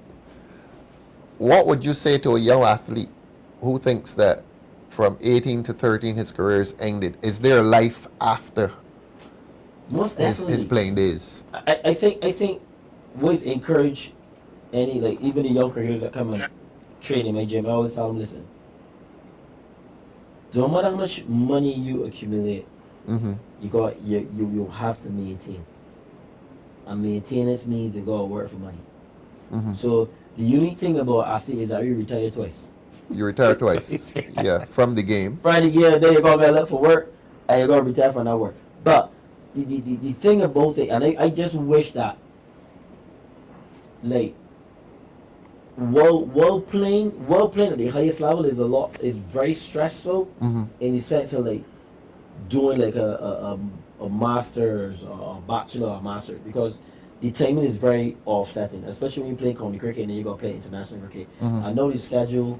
With the franchises around the world, you hardly got time for yourself. So I always tell fellas, as soon as when they retire, or when they come into the end of your career, do some studying. Do a 3-4 year bachelor's degree in whatever you want, because you got money that can sustain you to a certain point. You get what I'm saying? Yes. After cricket, when you mid-40s, because most cricketers, right? Read that, Tino. Sorry to interrupt you. The citizens of Barbados can also contribute, open a bank account to help assist the youth. The same way we donate to help other countries in crisis, we can also do this for young people. Sorry, yes. Thanks, Jacqueline Rowe. Excellent. But yeah. I think, getting back to the point, I think most of the times the young cricketers, and I try to talk to them a lot, because with all the 2020 leagues, guys just make money really quickly. T20? Yeah, the 2020 leagues. The amount of cricket that's I remember when they first played for Barbados, right? We used to get paid $195 per game. Yes. Imagine that. Swear to you. And if you don't make the West Indies team, you ain't gonna make no money at all. Yeah. So you had to really up your game. So the competition used to be even more rigorous, and you had to make sure that you get more wickets. Because you need to get on our West Indies team to feed your family. To build the nice homes. To get a nice car, you need to pay for West Indies, because there wasn't no franchises. It's West Indies cricket or county cricket. All right. Supposing Tino Bess is administrator at an academy here in Barbados, and can you tell your young recruits, look, sport can offer you a career from working life 18 up to 65? Yeah. Can it? Yeah, but. In the United States, for example, the athletes leave and go into broadcasting. That's different. Different society. But for me is this. Can Barbados offer that? Yes, it can. But my thing when I'm talking to young athletes is this: talent gives you things, education help you maintain it. So you're strong on the education. Yeah, because like for me, and I see a lot of guys that I play with, and a lot of cricketers and stuff, just barely making it because they educated outside of the cricket realm. Yeah, and education doesn't mean having to go and study philosophy or something. It's like, what's your passion? What's your niche? What you love doing? Like for me, I always love fitness. Right. So in the BDS sports program, I was always loving fitness. When I retired from cricket, I went to commentary.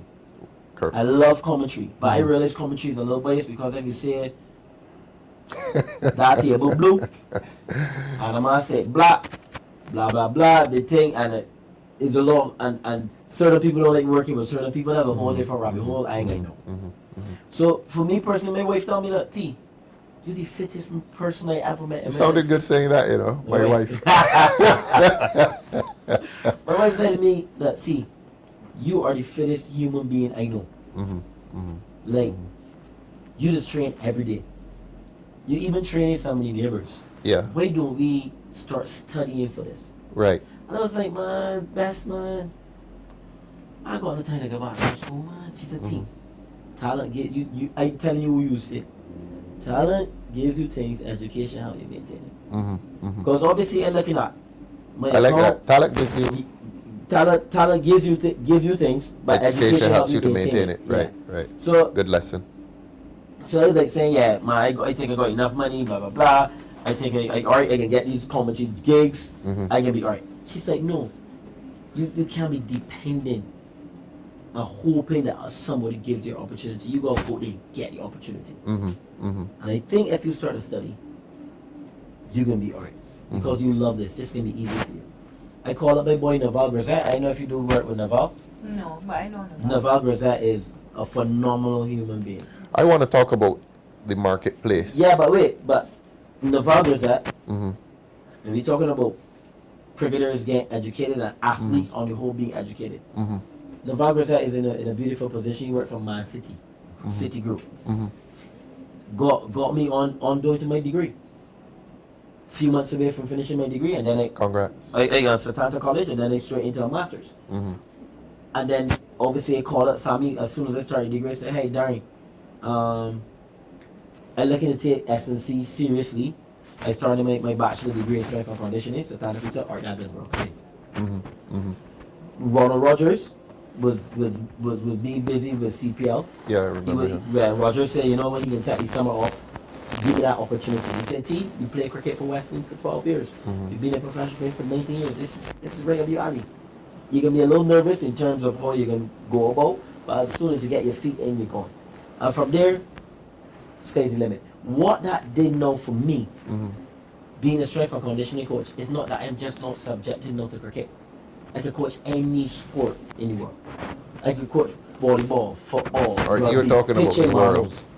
What I'm saying is that Is the Barbados is Barbados big enough for professional sport to Absolutely. survive? It is. It is, Pedro. Of course. Or do we have to wait? Do we have to bring these countries together? No, we are 7 million people and make that our marketplace. I think there's opportunities all around. You just gotta know what you want to do. I think that you can be okay. So all 280,000 people can support professional sport. That's the question. Yes, but what I'm it trying can to done. Yes, it can. But what? You vex. Yeah, but No, my thing is this, but- right? My thing is this, right? My thing is this, Mr. Thorne. We gotta make sure that we educate our athletes, and I just don't want to say cricketers. I want to talk about our athletes holistically to be well-rounded people that can sustain themselves even outside of their sporting realm. You get what I'm saying? Yes. By educating them and letting them find out what they want to do. The thing about this, okay, let me say when Sadia Williams finished running, she got a bachelor's degree, or she got a master's in accounting, or she got a master's in science. She got into a whole different field where she can still sustain herself. Yeah. That is what I want for athletes. Okay. I don't want athletes to be on the road somebody sick of deer. Yeah, we've seen too much of that. Yes. Too much of that. And all it needed, and all that was needed, was somebody to whisper in the ear, like, "Bro, go study that there, go do this, go study that." And that's why Marie was talking about the NCAA. No athlete, when athletes don't make it in America, right? They'll still be good. Because they've got university doctorates and all kind of thing. That brings me to my question, Tino.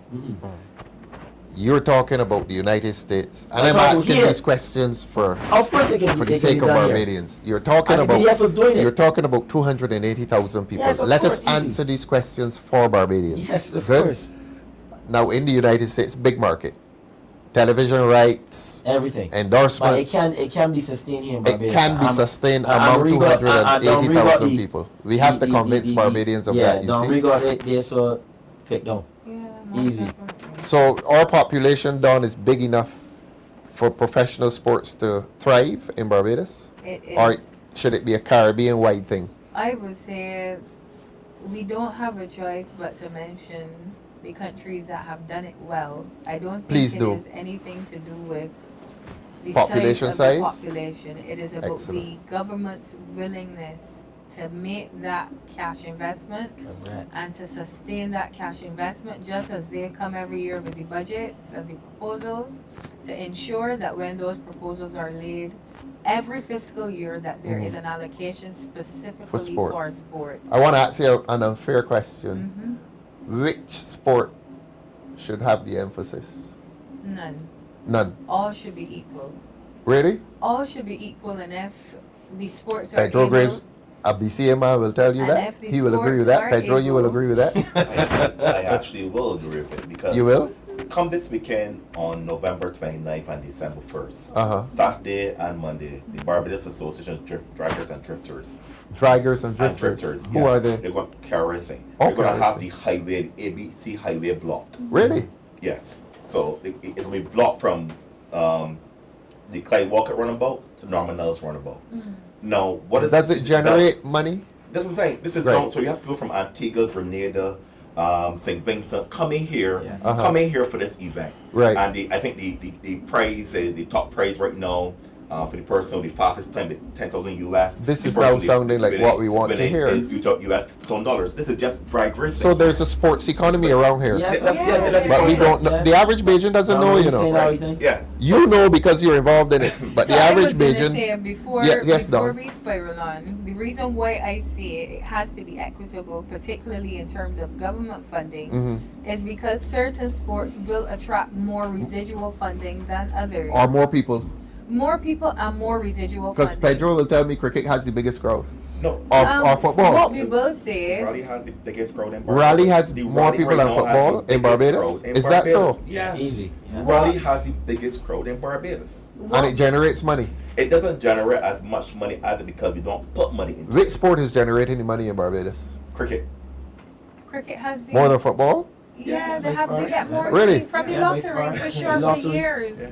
The lottery still Even in funds terms of Barbados. what they're paid in sports. Person, remember, cricket, Yeah. we're talking about sports. We're not Yeah. talking about the economy of sports. Yeah. And we're talking, I guess, about the cricketers or the athletes. Uh-huh. We're talking about persons who actually work in the area. In the- Yeah, So you're talking definitely. about analysts. You're talking about these strength and condition coaches. Right, Talking right. about groundsmen. The groundsmen. Yeah. You're talking Yes, yes, yes. administrator. We need to preach this to Barbadians, you Right. see. So there's a whole industry where So sports there is is a- concerned. Yeah. And so when so persons that go to school and get the education that you're talking about academics, they then become administrators. They then become the Excellent. the person, the videographers. So there is a viable industry. It's a Yeah, and viable because industry. government is making the investment, we audit that money. Right, So I would right, say right. $1 million cash investment into every sport. You do your drawdowns. People put in the request for that money. We as government manage it. They then have the responsibility to go out and then, get their own funding, run their own projects with us overseen, audited, fairly, transparently. People know what's being done with the money.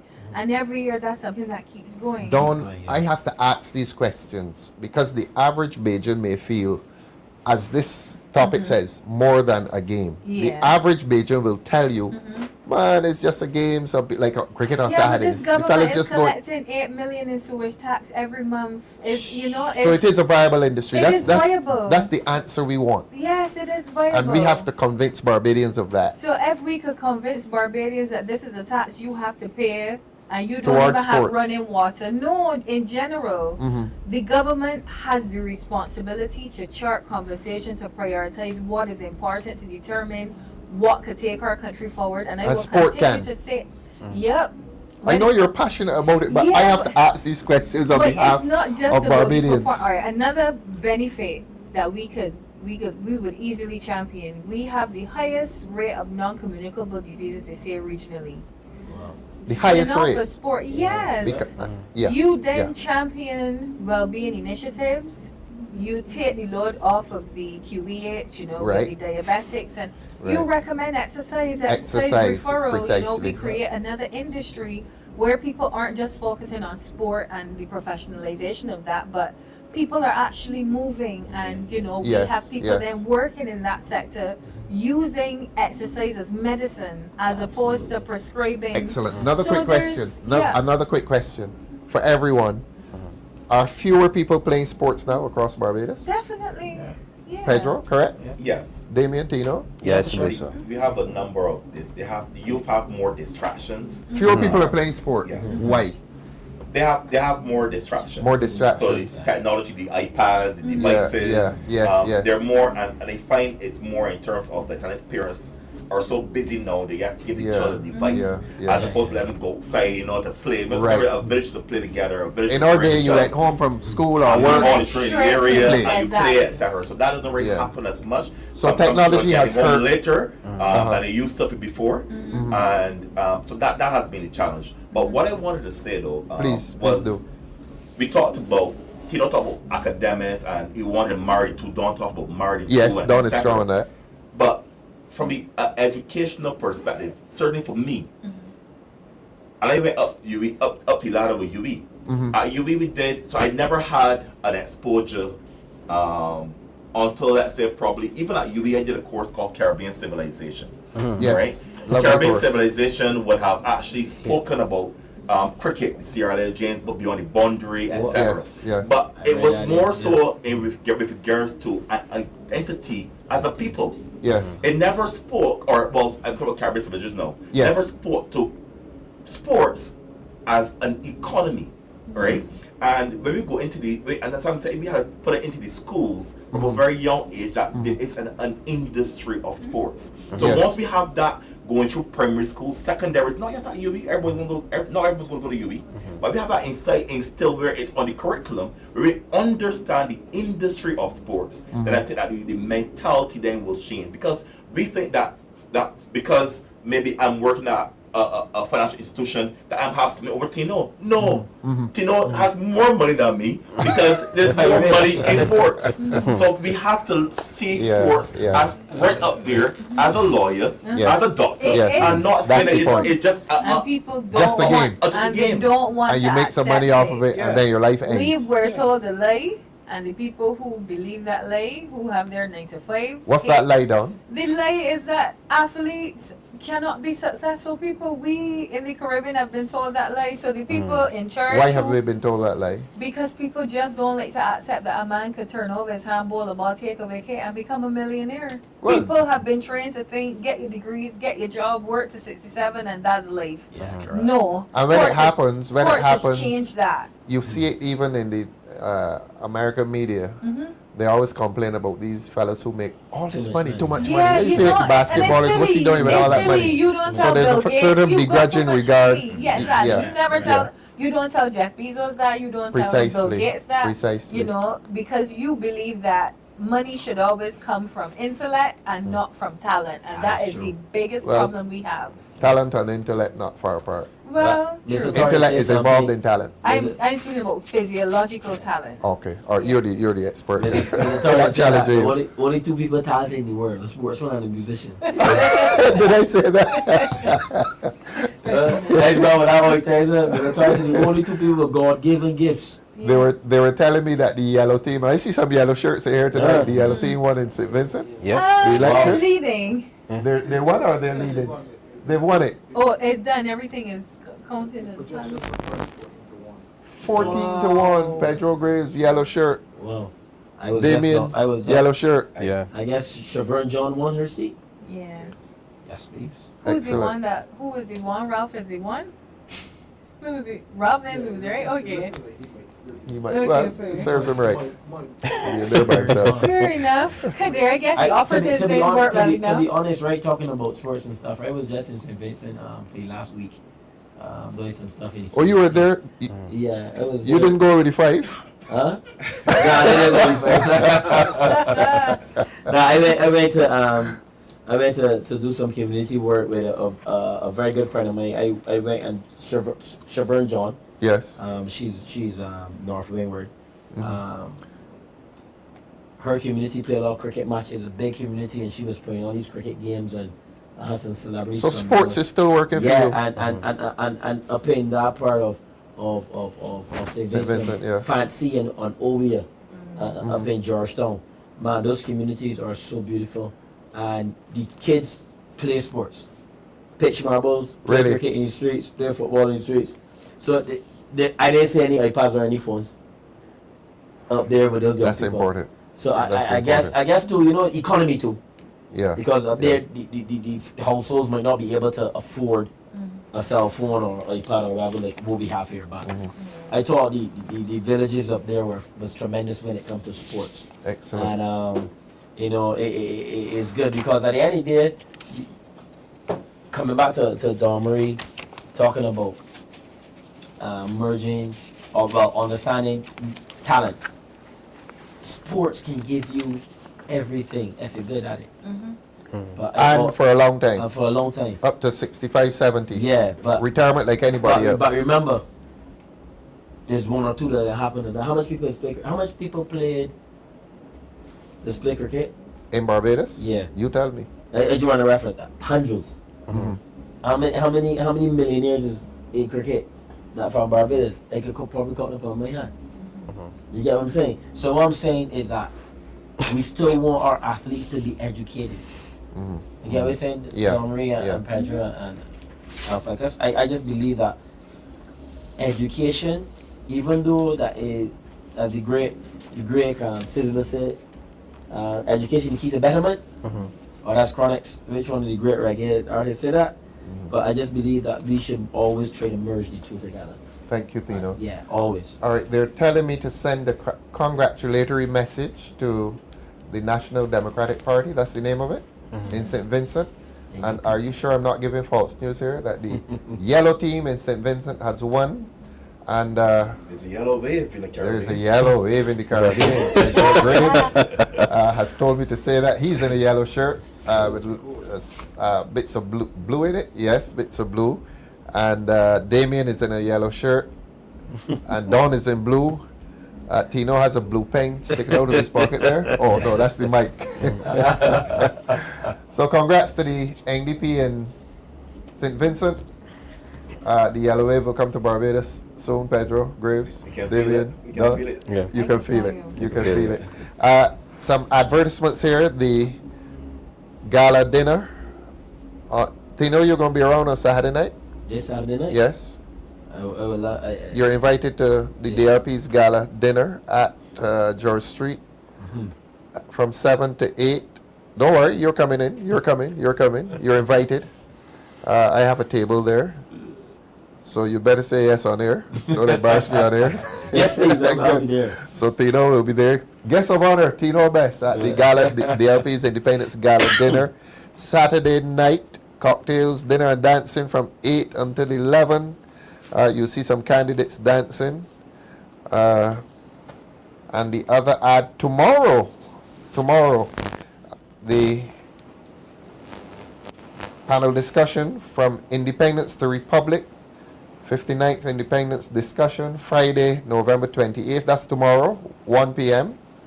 Location, Dawn, George Street Auditorium.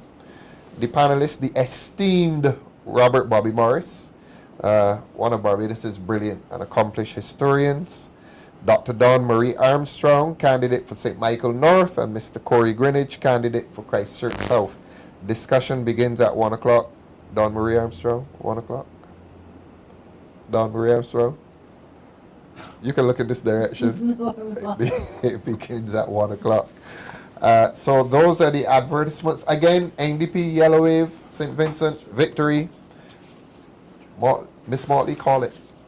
The Yellow Wave is ready. The Yellow Wave is coming to Barbados. Right? Right, Don? Right, Pedro? Definitely. Right, Damien? Yes, sir. Can't get Tino involved in politics. Yeah, We will just thank you, Tino, for coming here tonight and making a big difference to this program, being an example that a sporting life is a long life, and that even after you've left the field of play, there's a lot to be done, a lot that can be done, and you can live a good life. Absolutely. And you can marry as you are. I was at your wedding last year. Excellent wedding. One of the really good ones down there. Say hello to the wife for me. Most definitely. Say hello to Tomani, and you're now a young grandfather. Yes, please. You're doing well. You've gone forth and you've multiplied. Damien, thanks for coming through as always. Thank you, sir. You're excellent. You have gained a name and a reputation beyond these shores from this program. People in the diaspora love you, and I suspect we're going to find out that some people here in a certain constituency will love you even more very shortly. Dawn, St. Michael North, how's St. Michael North doing? It's going well. Canvassing? Of course. You know, I told the candidates 3 words. Canvas, canvas, canvas. Yeah. Pedro is canvassing. On that note, congratulate West Terrace. They made it to the finals of the Homer Griffith today. Really? Against Good Shepherd. Okay. So, Jim, my good friend Paul will be calling me later on, no doubt, saying that he's out. Paul Gibson? Yes, Paul Gibson. He's a Good Shepherd man. Yes, he beat Good Shepherd today. You beat Good Shepherd? Yeah, West Terrace beat so Good Shepherd. So Pedro Graves beat Paul Gibson. Yeah, and I think Eden Lodge, I think we got knocked out. Yeah. Eden Lodge got knocked out. Yeah, they were in the quarterfinals at Larry's this morning. Nobody's perfect. Yeah. But y'all were a perfect panel tonight. Thank you. Tino, best when are you going to come back with us? Whenever you want me. We have a whole set of things here to discuss that we had not touched I wanted to ask about. A part two. The is part two. definitely A part needed. two. Yeah. Yeah, Very we much should do And it. when we do this part 2, we start at 6:45. So that people who turn up 15 minutes late will be here at Who are 7. those people? 'Cause one of the things you don't say about Tino is that Tino is actually, I don't know if I want to say this, but he's actually a motivational speaker. Yes. We invited when I was youth chairman, I invited Tino through our sponsors, Sydney Glow Financial, to actually come and speak to our young men Yes. as in the life of a sports person, Yes. what it takes, discipline, Yes. and the life after it as well. Tino spoke, and I actually got a really good new respect for Tino after he spoke. Because obviously, you battles you had on the pasture. I didn't know if he was that sort of person, but he's Yes. really Yes. good at Yes. speaking. Listen, and I think that's what is needed throughout when we have our sporting policy. We have former players letting the young people know what it takes to get Yes. there and what a life after sports. And as Comrade. his self-appointed What I agent, could say. we're going to Comrade, demand some fees for these appearances. Just a Do you jumping know quick best? on Don't do these Pedro's- things for free. on- Monetize this talent. on Pedro's point, Tino was always like that. Chew the bar room. Always Tino- a good speaker. Well, not only just a good speaker, he's somebody that you would pull you aside and say, Can't little relate man, to, yeah. little man. Used to call you little man? Yeah, you could do it. It's called everybody little man. You, Y'all always you could accuse do it. me of being very political, right? But I think a few months ago we spoke about the Democratic Labour Party leading mentorship programs across this island, and we have come now to give an example of who should be the head honcho, at least one of them. This In gentleman terms here of to my right. mentoring young men in our Yes. society, most definitely. Yes. So I Tino, really we do mean hope- this. Yeah, for I sure. think even if his involvement in politics is not, going We're not to dragging the him polls, in. We're it's not not dragging going him to in. the polls. I think because people have made crime political at Yeah, this stage, yeah. it is our responsibility to de-escalate that situation. Yes. And the only way that it can be done is if the Democratic Labour Party takes charge at this point in time. Correct. So I really do hope we can continue this conversation. Yeah, for sure. And look, this panel here tonight is an example of the respect we have for our athletes. Yeah. And the roles in which we expect to see our athletes sit. Yeah, thank you very much for having me. I used to do, may he rest in peace, Pastor Victor Roach, with the alcohol and substance abuse. Yeah. We used to go to primary schools all over the island. Used to go? Yeah, Really? yeah, and we used to go to the prisons as well. Did To the you did boys' school. motivational speaking? Yeah, with him? boys Brilliant. industrial Excellent. school. Went to the prison, hardcore prison, men and women. Is that so? Spoke to them, gave some prizes up there as well. And had get good energy from them as well, because there's still people at the end of the day. yeah. It's just choices, and I always tell young people, whoever watching, life is a choice. Yeah. You know, so it's either or. It's either you can go down the gap with that guy and do foolishness, or you can go inside and relax yourself. That's a good note on which Yeah, to man. end. Every man has a right Yeah, man. to decide his Own destiny. own destiny. Our destiny is to be back here Tuesday next week. We've had an excellent time. Thanks, Pedro. Thanks, Don.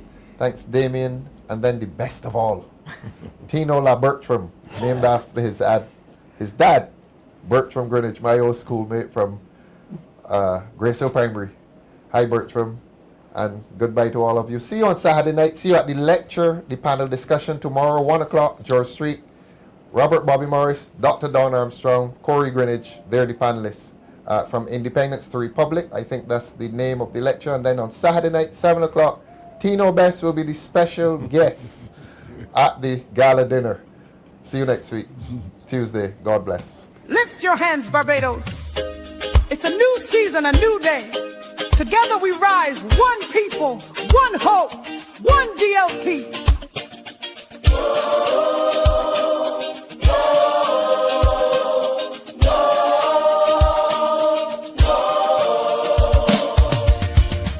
We've been through trials, we've been through pain, but hope is rising like the morning rain. Voices of the people, strong and true. A brighter tomorrow is waiting for you. Honest voices, standing tall, balance justice, one and all, trust restored. The people say a brand new dawn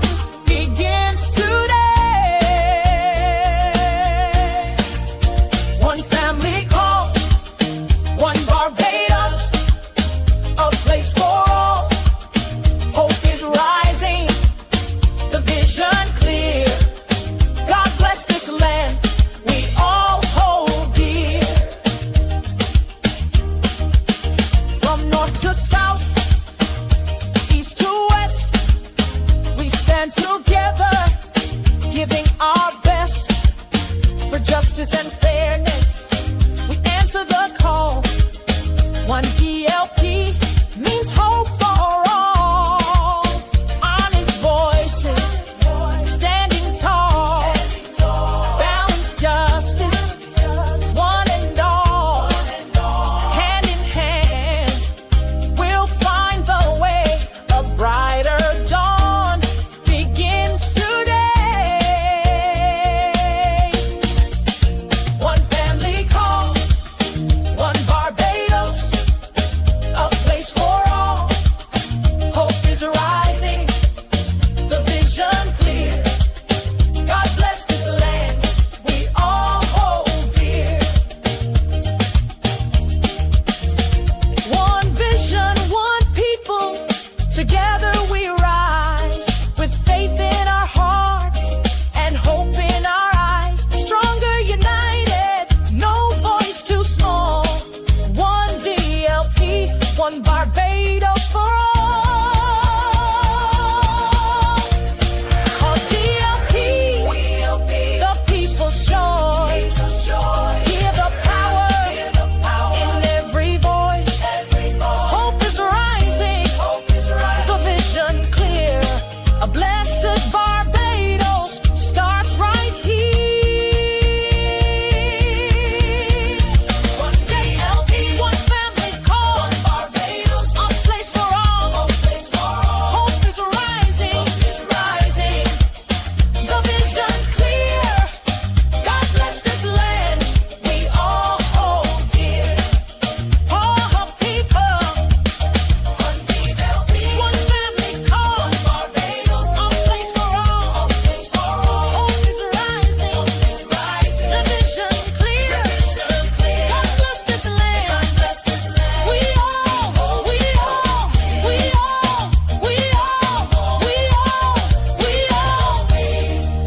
forever strong. How you getting this? Hey, we all in this with Ralphie. Plus we all in this with Ralphie. Yeah, one vision, one people, one destiny. We all in this with Ralphie. We all in this with Ralphie. Yeah. Yeah. We all in this with Ralphie. Yeah, yeah. He crossed the floor not for fame or glory. He crossed the floor to rewrite the story. The people vex, the country tight. Ralphie step up to set things right. From Christchurch to St. Lucie, everybody know he stand for we. He watch them laws, line by line. Yeah. He said follow the law, not the head lady. We all in this with Ralphie. We all in this with Ralphie. Yeah. We all in this with Ralphie. Yeah. One vision, one people, one destiny. We all in this with Ralphie. He crossed the floor to unite the country. So everybody sing in harmony. We all in this with Ralphie. Yes, we all in this with Ralphie. Hey, hey. Yes, we all in this with Ralphie. Hey, hey, hey. He said to the house, how you getting this? Watching the chaos, parliament in a twist. One member while another talk too fast. Ralphie step in makes sense last. The people laugh, they clap, they grin. Cause Ralphie sharp, he know how to win. The law and logic, he keep them tight. He bring order to the parliament fight. Hey, R-A-L-P-H-I-E. We all in this with Ralphie. R-A-L-P-H-I-E. Stand up tall for unity. Hey.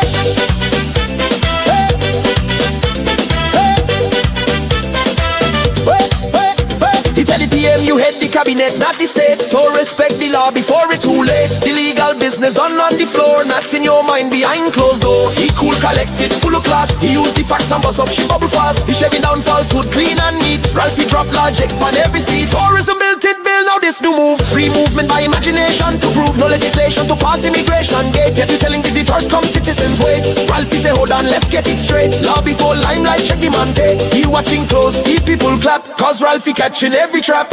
We all in this with Ralphie. We all in this with Ralphie. We all in this with Ralphie.